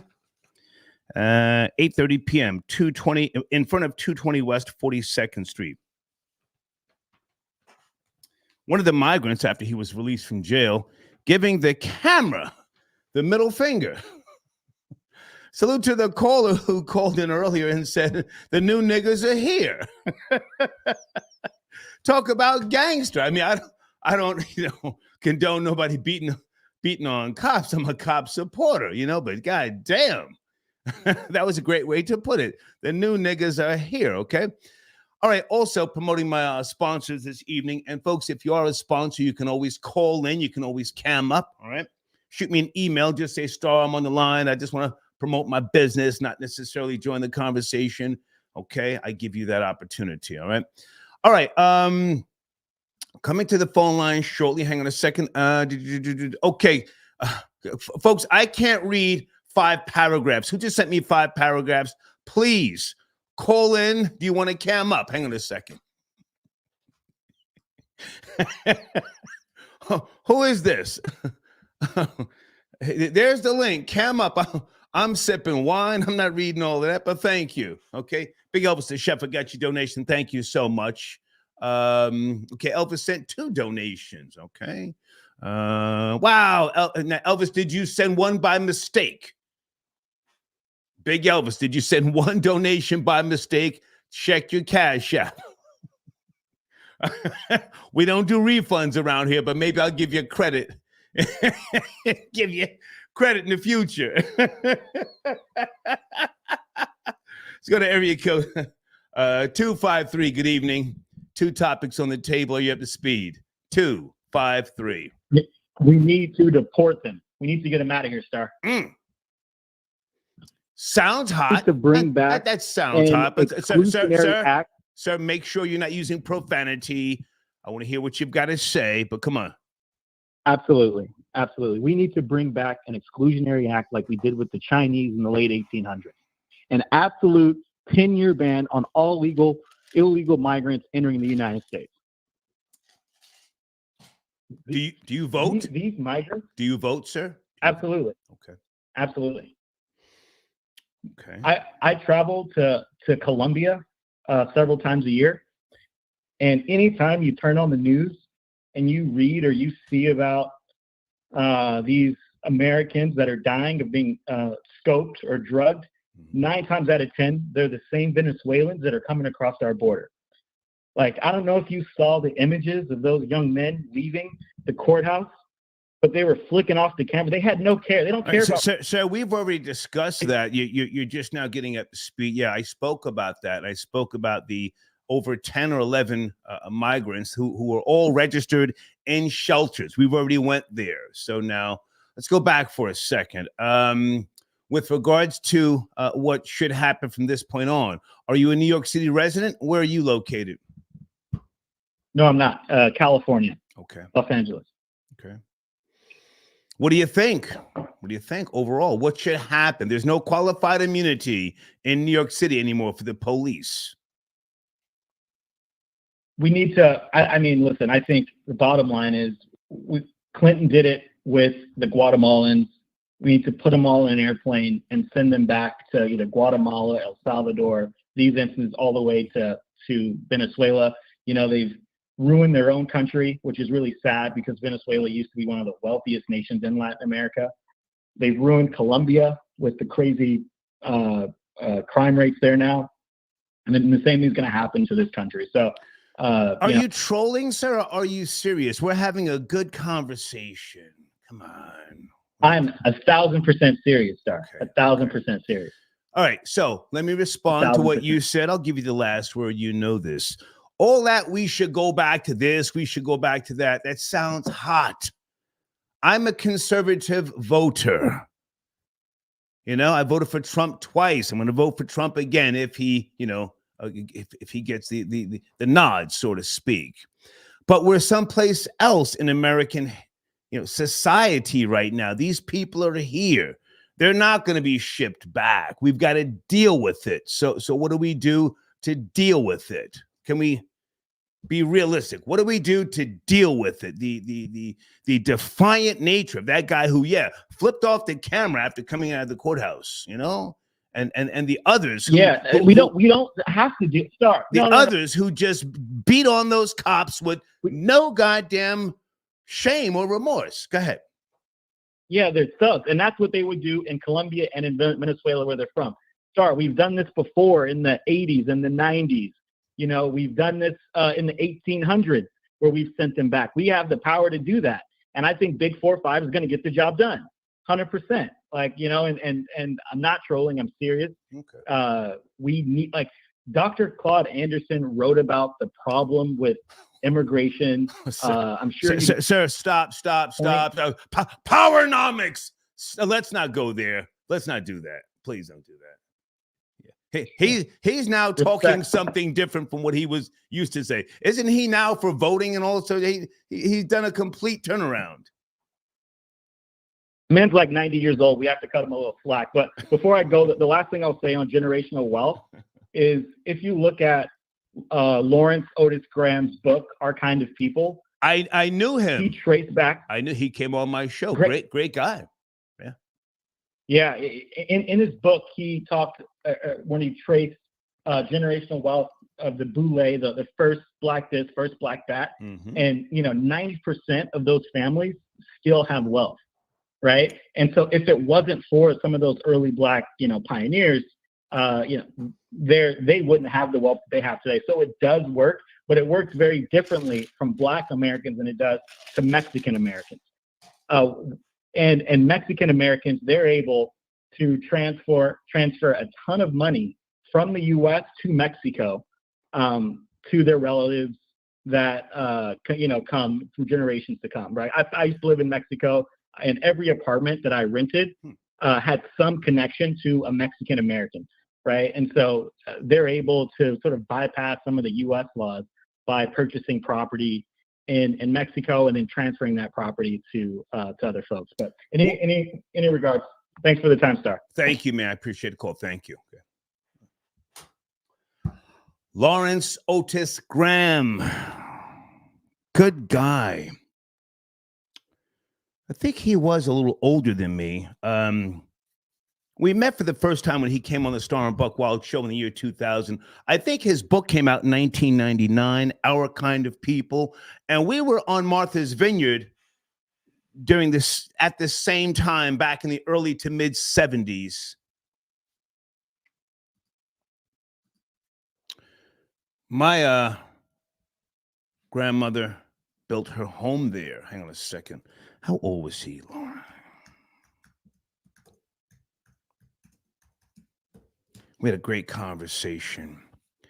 Yeah. Okay. He was born in 1961.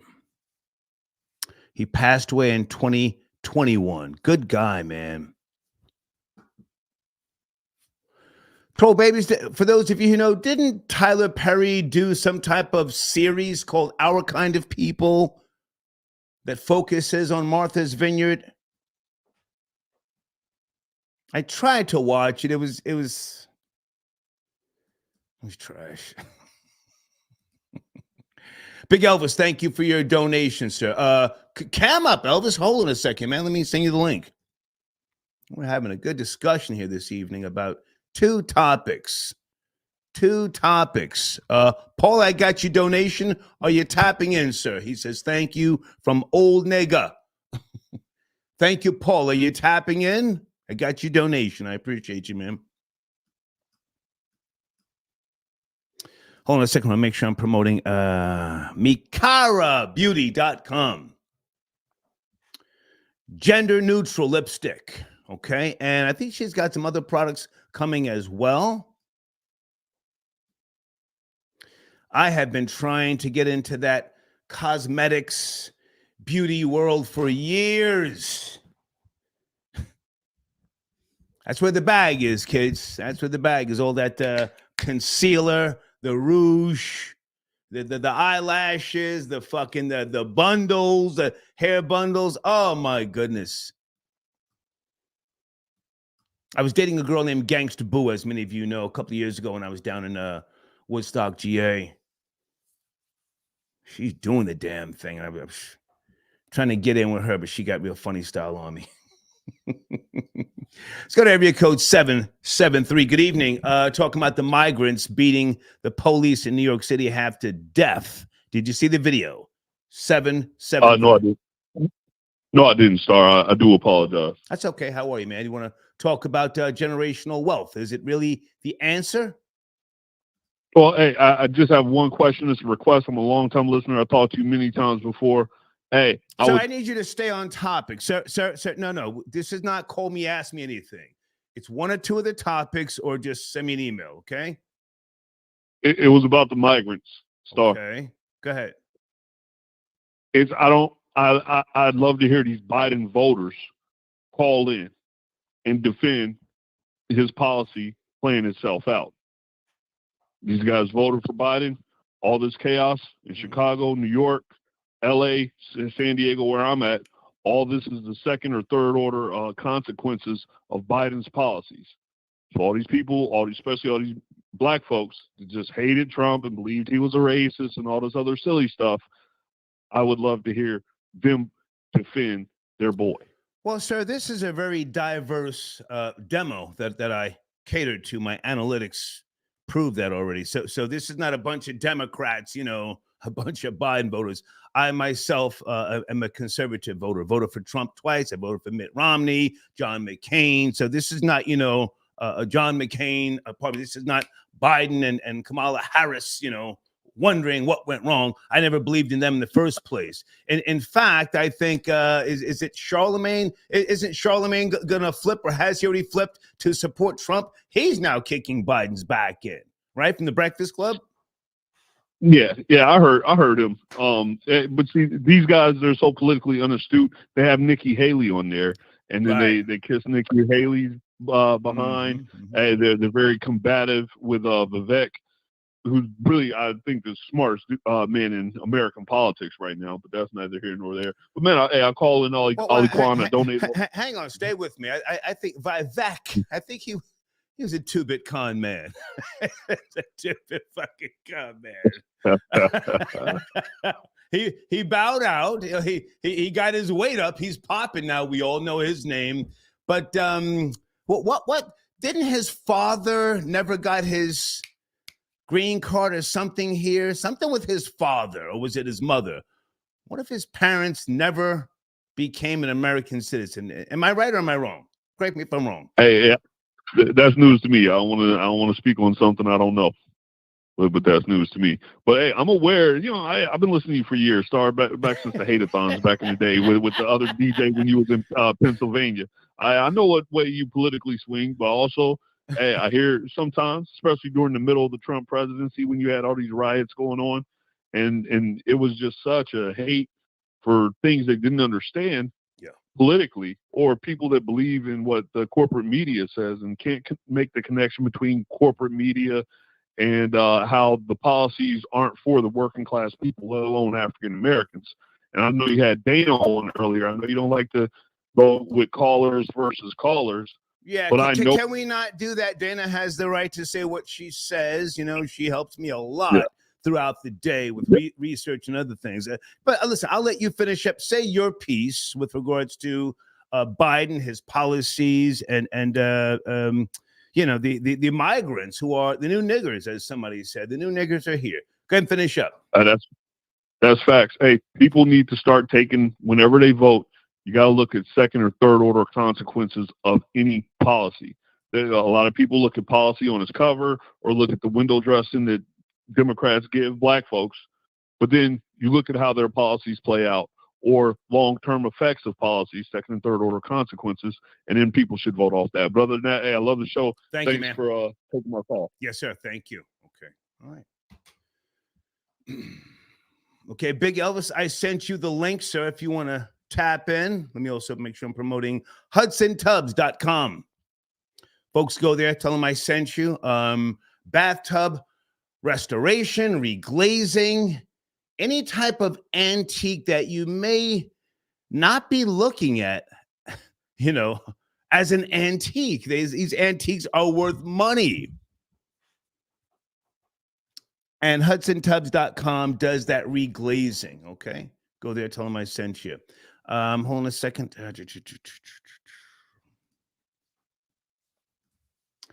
Cherie, I got your donation. Thank you for tapping in. No, I'm in support of the police and law enforcement, but I mean, I have to look at the broad picture here with regards to these migrants and their possession. I mean, it's just sheesh, gangster, if you will, pummeling the cops. 8:30 p.m. Kicking the cops in the head. Elvis, check your email. I just resent the link.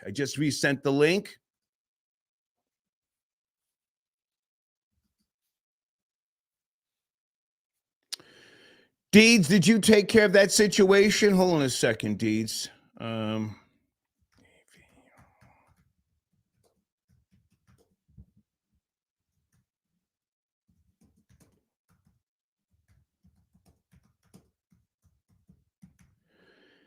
Folks, if you are given a wrench, if you're a sponsor, or because we only give wrenches to sponsors, please don't block or delete anybody in the live chat. I want people talking crazy in the live chat.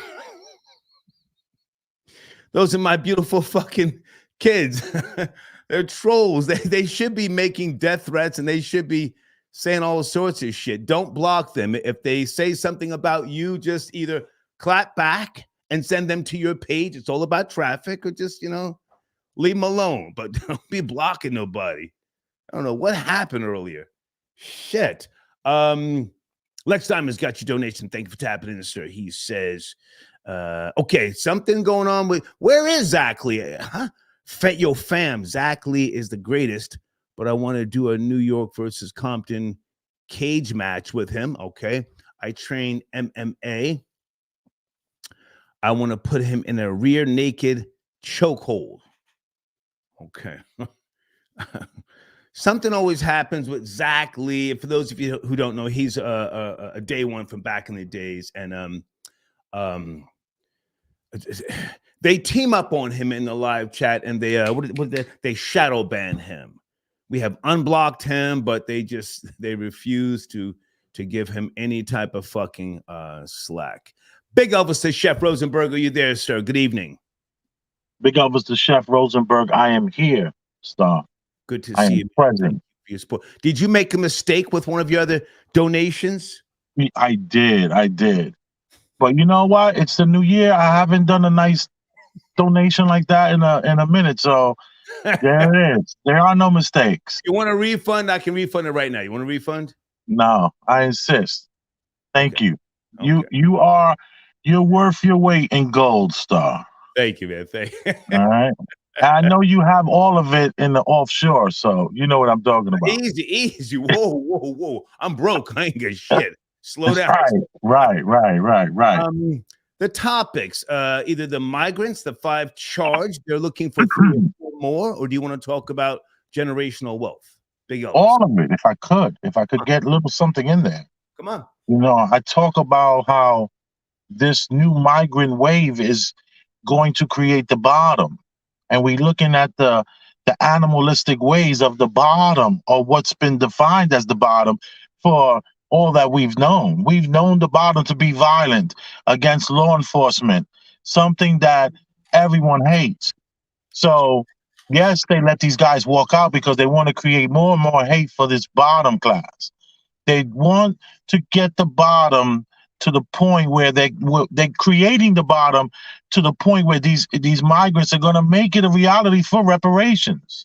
Because in order for this capitalistic society to work, you have to have a bottom. And the new niggas have arrived. I love that.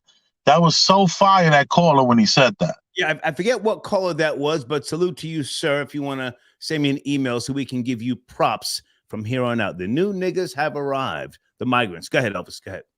Yeah, so that's really what I have on that this is further helping validate the point that everyone hates when I make this point. That these migrants are all going to have children, and these children are not going to be smart. They're going to not be educated. They're going to be that first generation wave, and they're going to be in their bubbles. And they're going to, like Rory said, they're going to worship the white man. And that's what they do, man. They show the white man so much respect. It's crazy. I've seen them show the black man. Hang on, Elvis. Now we have video footage now, and we got the migrants pummeling 2 white police officers. I saw it. Them in the head. So all that white worshiping stuff that went on decades ago. It's out the window now, wouldn't you say? Well, No, I would disagree because the police have dug themselves a hole because it's us versus them. When you see police, I'm over here at a pier one 4th of July. I'm at the pier, and the cops, 11 police officers are all standing together, talking together. They're not relating to the public. It's going to be easier to be more violent with law enforcement because law enforcement has chosen to separate themselves. I went to the group of 11 saying, you guys not going to talk to none of the kids? You're just going to keep talking amongst yourselves? And I did that. Okay. So, you know, I think law enforcement has dug themselves a huge hole here by separating themselves and thinking that they even have their own TikToks and their own Instagrams. They have their own sections of YouTube. These cops have separated themselves and they no longer are Americans.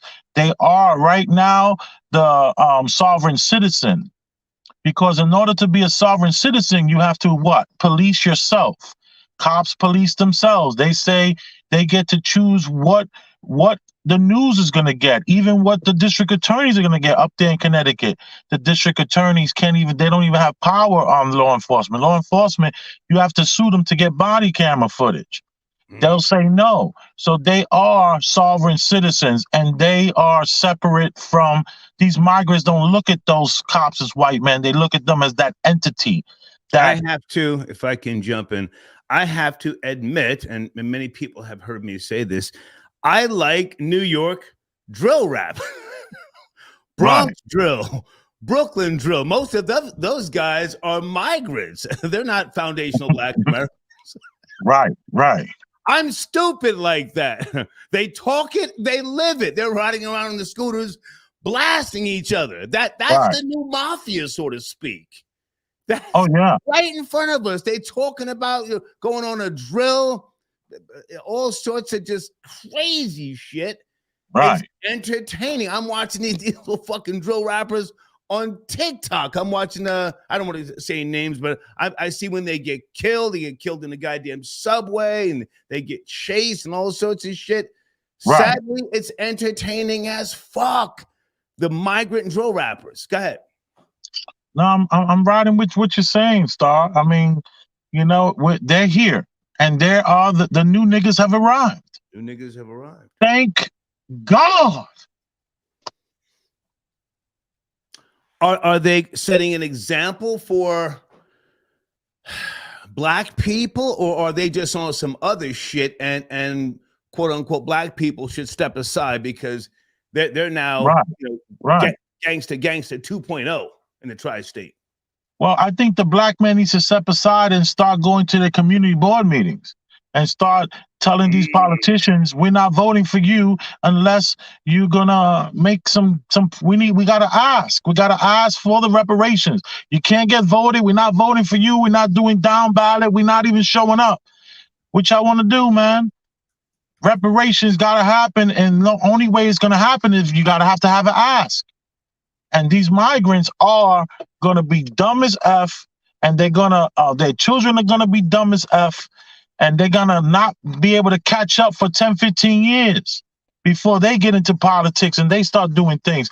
While that happens, let's get that reparations popping. You know, 250,000 given away in 20 years, however they figure it out. You have business in Brooklyn, right? In Correct. Red Hook? Red Hook, Brooklyn. Okay. Are the migrants in Red Hook moving out the Blacks and Hispanics? Because I've got information that says the migrants are already in Flatbush Gardens, which used to be Vanderveer Estates. Are the migrants in pink houses? Are they in where are they? Which are they in Left Rack City? Where are the migrants? I've seen the migrants heavy in Williamsburg underneath the BQE. They got a whole Somalian crew of nothing less than 200. Sleeping on couches out there. Over there by Lee Avenue. Is it Lee Avenue? I forget. No, I would say it's more by what avenue is that, babe?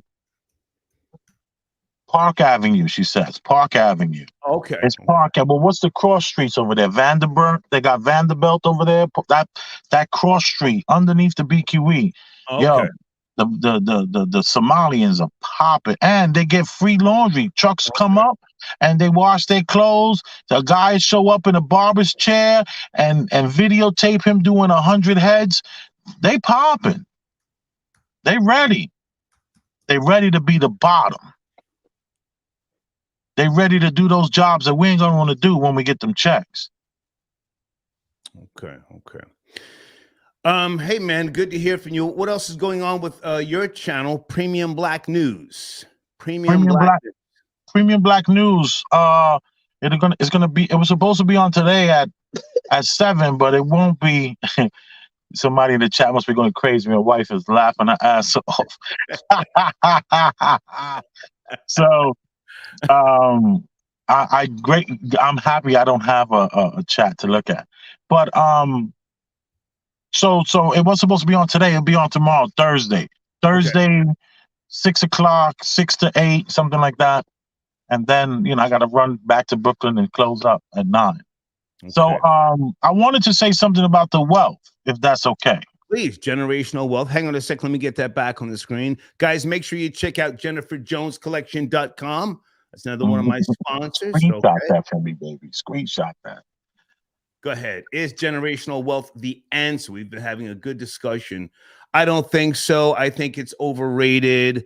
I don't think that leaving something to your offspring is necessarily going to help them. If they're as dumb as the day is long, they don't understand currency, gold, trading, and things like that. I think they'll just run through it, and it'll be a waste of your fucking efforts. Go ahead. What say you? That's why I like what JT said. It's the mindset. Can't leave money if you're not leaving the mindset. You can't, like me. I have a storage unit with 500 pieces of art that I've collected because I used to be in the bar business. So I would have different artists that would come to the bar and I'll showcase their work. And I would always get 1 or 2 pieces. I'll pay for it and all that, of course. And I've collected a huge collection of art, and I'm leaving that to my kids. And I'm leaving them with that mindset that, yo, you have to understand what this is that we have here. You have to understand that I'm basically teaching them it's only worth what somebody would pay for it, of course, but it's also a sacrifice that I'm putting in by paying just for that storage unit and by paying for the framework to be museum quality and the glass to be museum quality. So this stuff doesn't disintegrate while being stored. Okay. So there's a lot that I'm doing. And then I also got 2 classic cars for my kids that they're going to be able to drive when they're 18, 19, 20 and all that kind of stuff. But they're going to know how to change the tires, though. They're going to have that mindset. They're going to know how to do their own oil change. They're going to know what a spark plug is. They're going to know these things. And I think generational wealth is something that we should try to fight for, because it's like your children need to understand your sacrifice wasn't just getting up to pay a bill. Right. Some of what I got up for was for your future.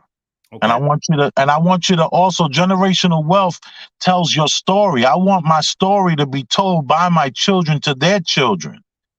Like I told them, when I die, bury me, but on top, I want to have a picnic table there where they could just come and have lunch. I'll be somewhere in Jersey, somewhere close. Okay. Great to talk to you, Elvis. Thank you, man. Respect. And you deserve all of that. Oh, thank you, man. Thank you. Peace. All right. Thank you. Good man. Yeah. He hit the wrong button sending in a donation. We don't give refunds here.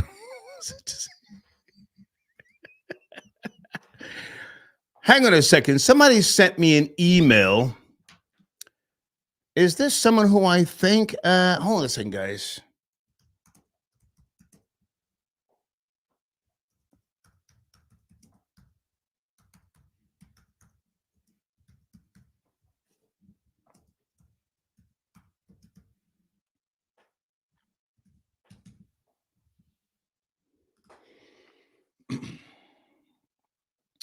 Betty Blanco, I got your donation. Thank you for tapping in.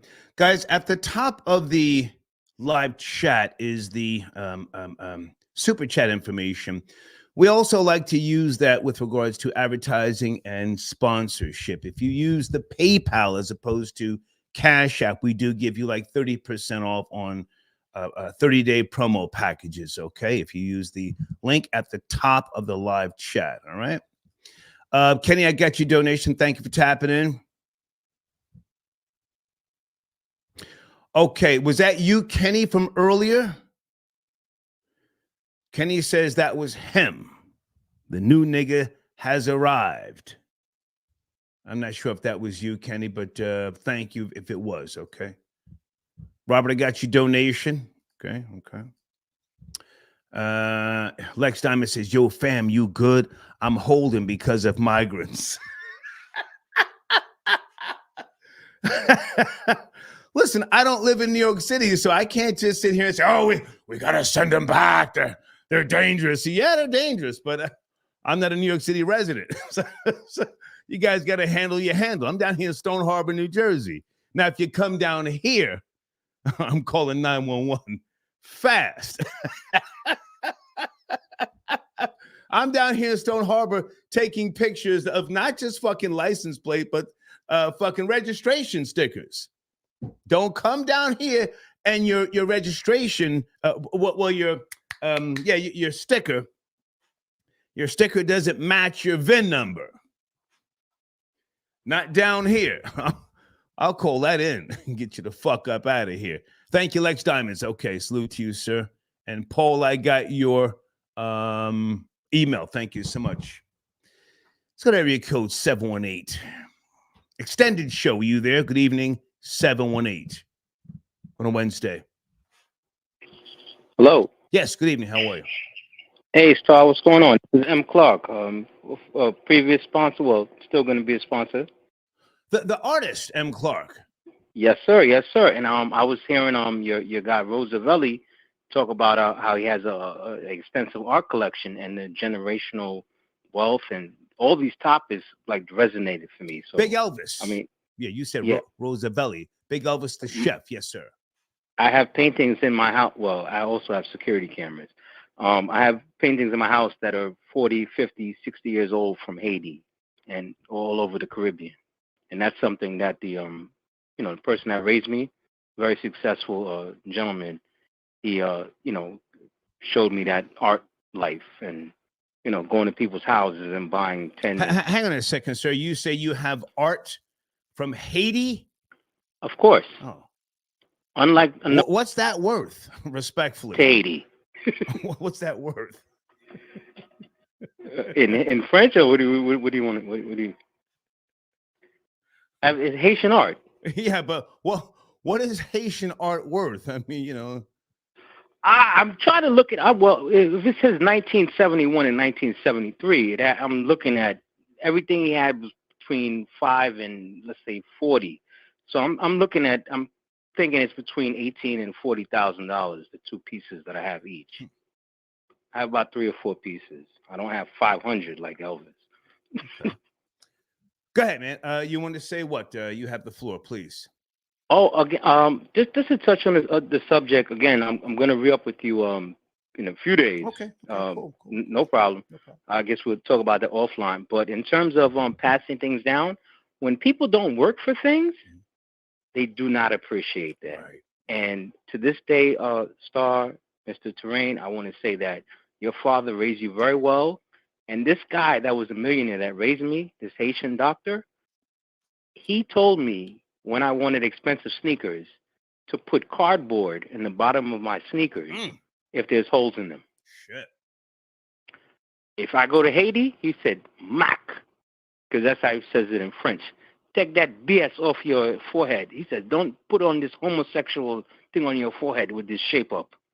This is a strict man. Okay. That's a strict man, so I don't want to go all over the place, but he showed me, Waldorf Astoria, Tavern on the Green, stuff like that. So when you say your audience are homeowners and, things like that, you're absolutely right. Yeah. You're a painter. You do oil painting as well, yes? Classically trained. I had my bachelor's in 2013, and I also went to the New School Parsons in Paris. Nice. Have you been to the Guggenheim in New York City Museum? Guggenheim. No, we just required to go to the MoMA, the Metropolitan Museum of Art, to look at like the Van Goghs and things like that. But no, I don't think I've ever been there. Is that something like? Is that more like technical or kind of things in there? Is that art in there, Guggenheim? I went there back in the 80s. I just, wanted to see it with my own eyes and smell the inside. Because I went to Guggenheim, and it had that guy, the guy that has all those Budweiser bottles. He makes like garbage out of things. He's real famous. I don't remember his name, but we were required to do that too to complete our degrees. Okay.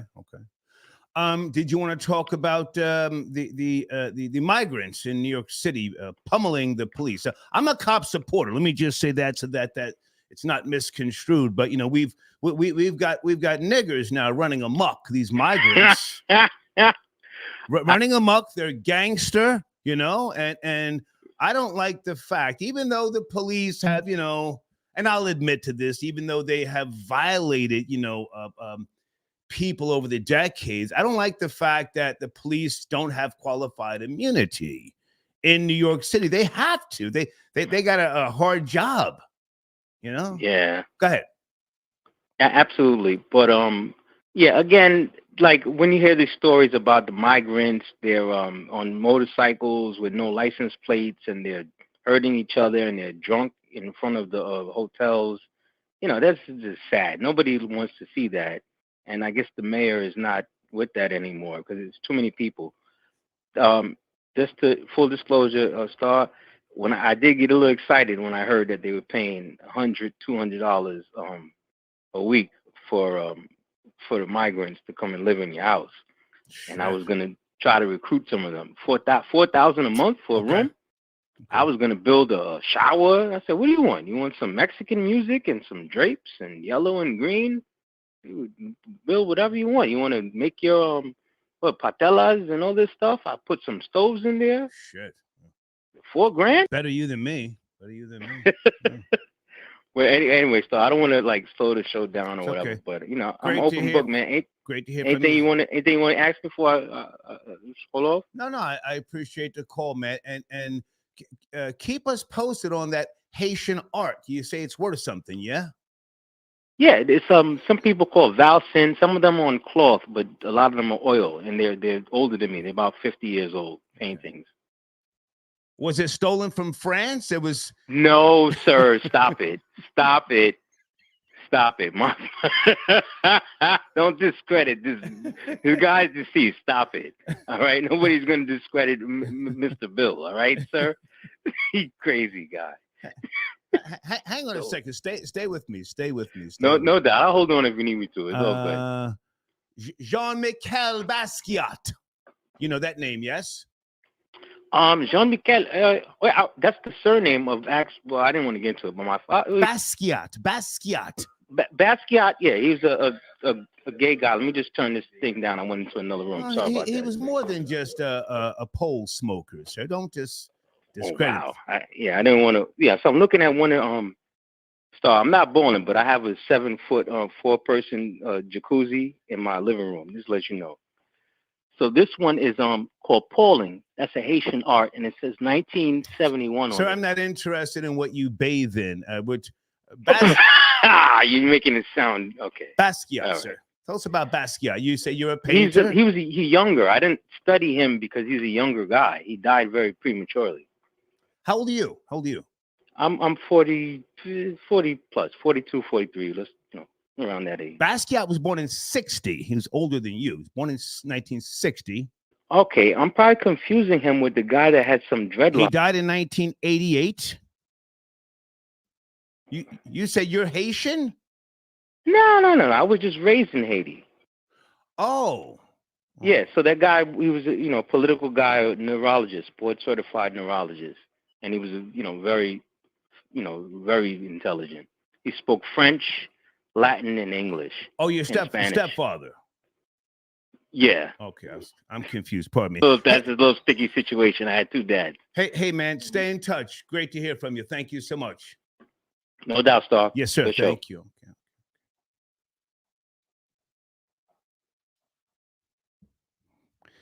Troll babies, is Haitian art worth anything?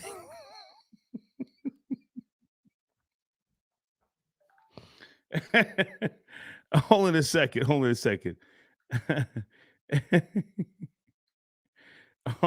God.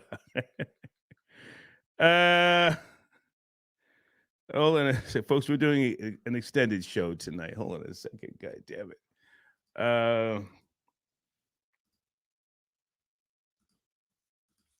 Give me a second.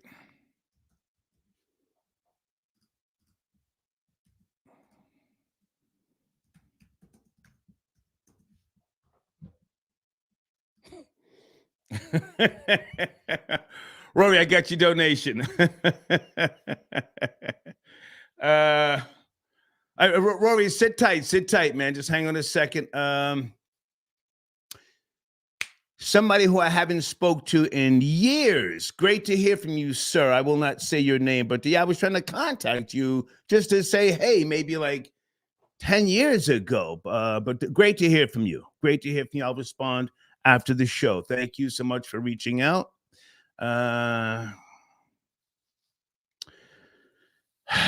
Okay, folks, listen, you're a day late and $1 short. No Frauds by Nicki Minaj was trash. That was trash. Oh, Nicki did respond to Remy. No, Remy gave her, Remy pulled out the cannon, whether Papoose wrote it or not. That was that heat. That was that ether. No Frauds was not even worth talking about. Uh-oh. Is that Randy tapping in from California, somewhere in California? Randy. Que lo que? How are you, man? What's cracking? Not much, man. I just wanted to chime in on this. You should. Heinous video. You should. You're Dominican from uptown Manhattan. You had to get out of Dodge, you know. Something happened. Yeah. Money and drugs went missing. You're now on the West Coast somewhere. You can't even show your face in New York. Tell us about these migrants. These are the new niggas, gangster, if you will. Jumping the cops. Jumping the police. Oh yeah, man. These niggas is scary because they don't even know better. So they're a real threat. Because in their nation, the cops put them down before they could even ball up a fist. Right. You feel me? So now that people in this civilized nation, you know, are being more lenient and, you know, less brutal with force, they taking advantage of this. You don't think they watching Telemundo when they get home off the scooters and they tapping into, oh, niggas ain't shooting no more. And Univision. Down when you walk out of a store and you're stealing and you're burglarizing and you're doing this. And now it's crazy because the news report I watched said that due to them being migrant, they're released without bond. So there's not even a summons or a fine to these people, so they could be held accountable. Not even a debt is paid to society, you know. But if it was American that assaulted them, there'll be some consequences. So this right here is scary. Because pretty soon you're going to have, like you said, the new niggas, the new gangsters going to be these migrants. I am a cop supporter. I was rejected. I tried to get on the force 4 times. You may or may not know that. But rightfully so. Yeah, and you know what? You're right, because the first 2 times I was on that powder, and I was the wrong person to give a fucking gun and a badge to. But you know, these migrants, man, they're just bold, kicking the cops in the head, 8:30 p.m. and not giving a goddamn. And then one of the best cases was, if this is what they do to authority figures, imagine what they're doing to civilians. Right. Imagine what they're doing to a regular person that has no gun. Hey, Randy, I'm sorry, man. Do you want to talk to Rory? Rory says he wants to get at you. You guys have spoken before, right? Yo, that nigga ain't got no trannies in his apartment with the scheme ass role playing. What happened? You don't got a couple lady boys to beat up on them. Rory. Yo, See, son. that's the problem with homosexuals. They always got niggas Yo, on their son. mind, bro. Yo, son. Like this old Yo, ass listen. nigga worried about a young boy right now. Yo. Why you acting like an American all of a sudden? Why you acting Nigga, like an I'm born American and all of a raised sudden? here. What the fuck are you talking about? Bro. One at a time. One at a time. One at a time. Go ahead. All right. Go ahead, Yo, your people are the reason that these scumbags came here.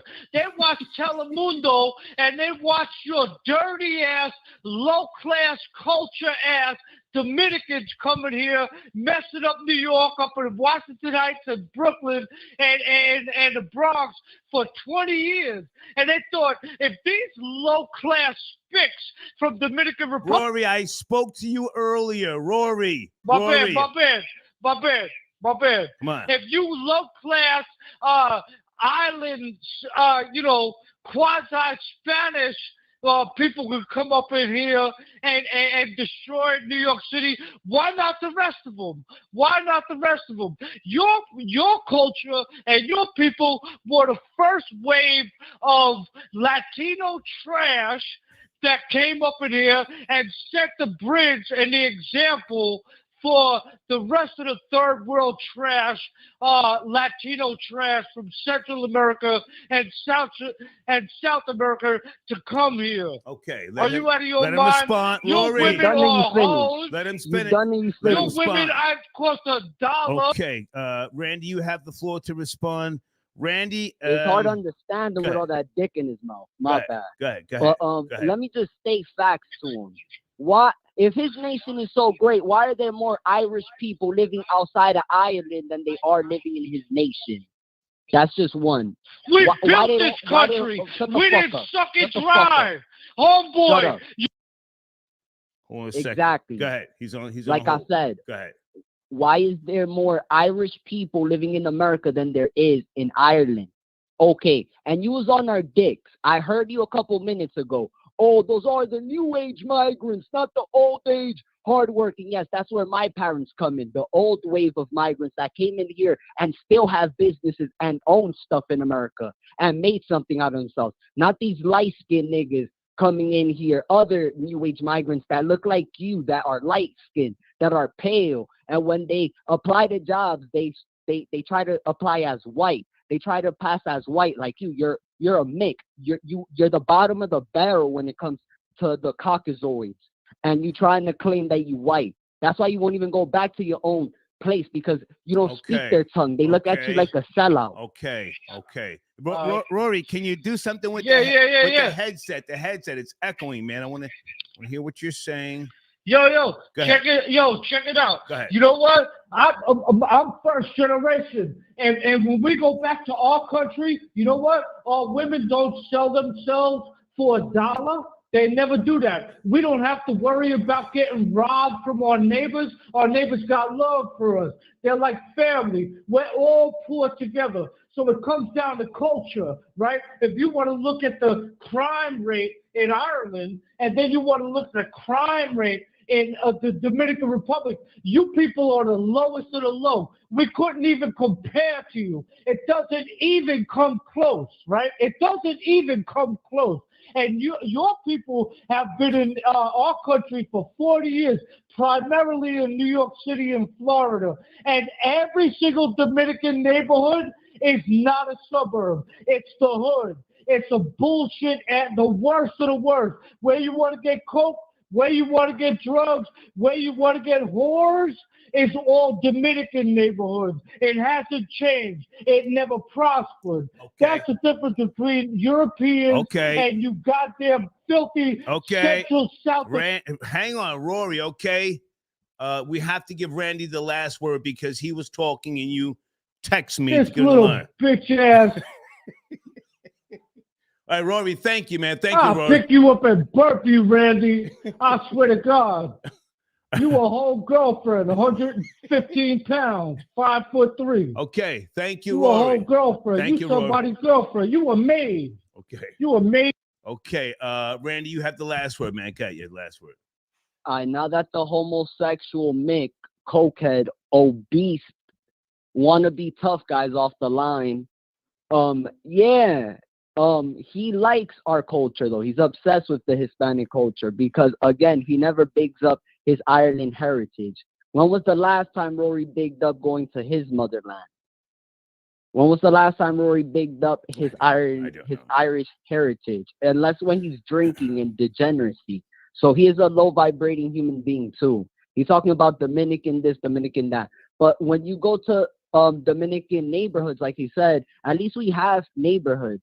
Where is there a fucking Irish neighborhood You in gotta America? watch the language, Randy. So I'm just wondering where are his people at? Okay. Where's his heritage? Okay. Where is his lineage? Where's his imprint here? Gotcha. They built bridges, yes, under indentured servants. Okay. They were indentured servants here. Randy, I gotta go, man. Great to hear from you. Thank you for tapping in, man. Thank you. Thank you.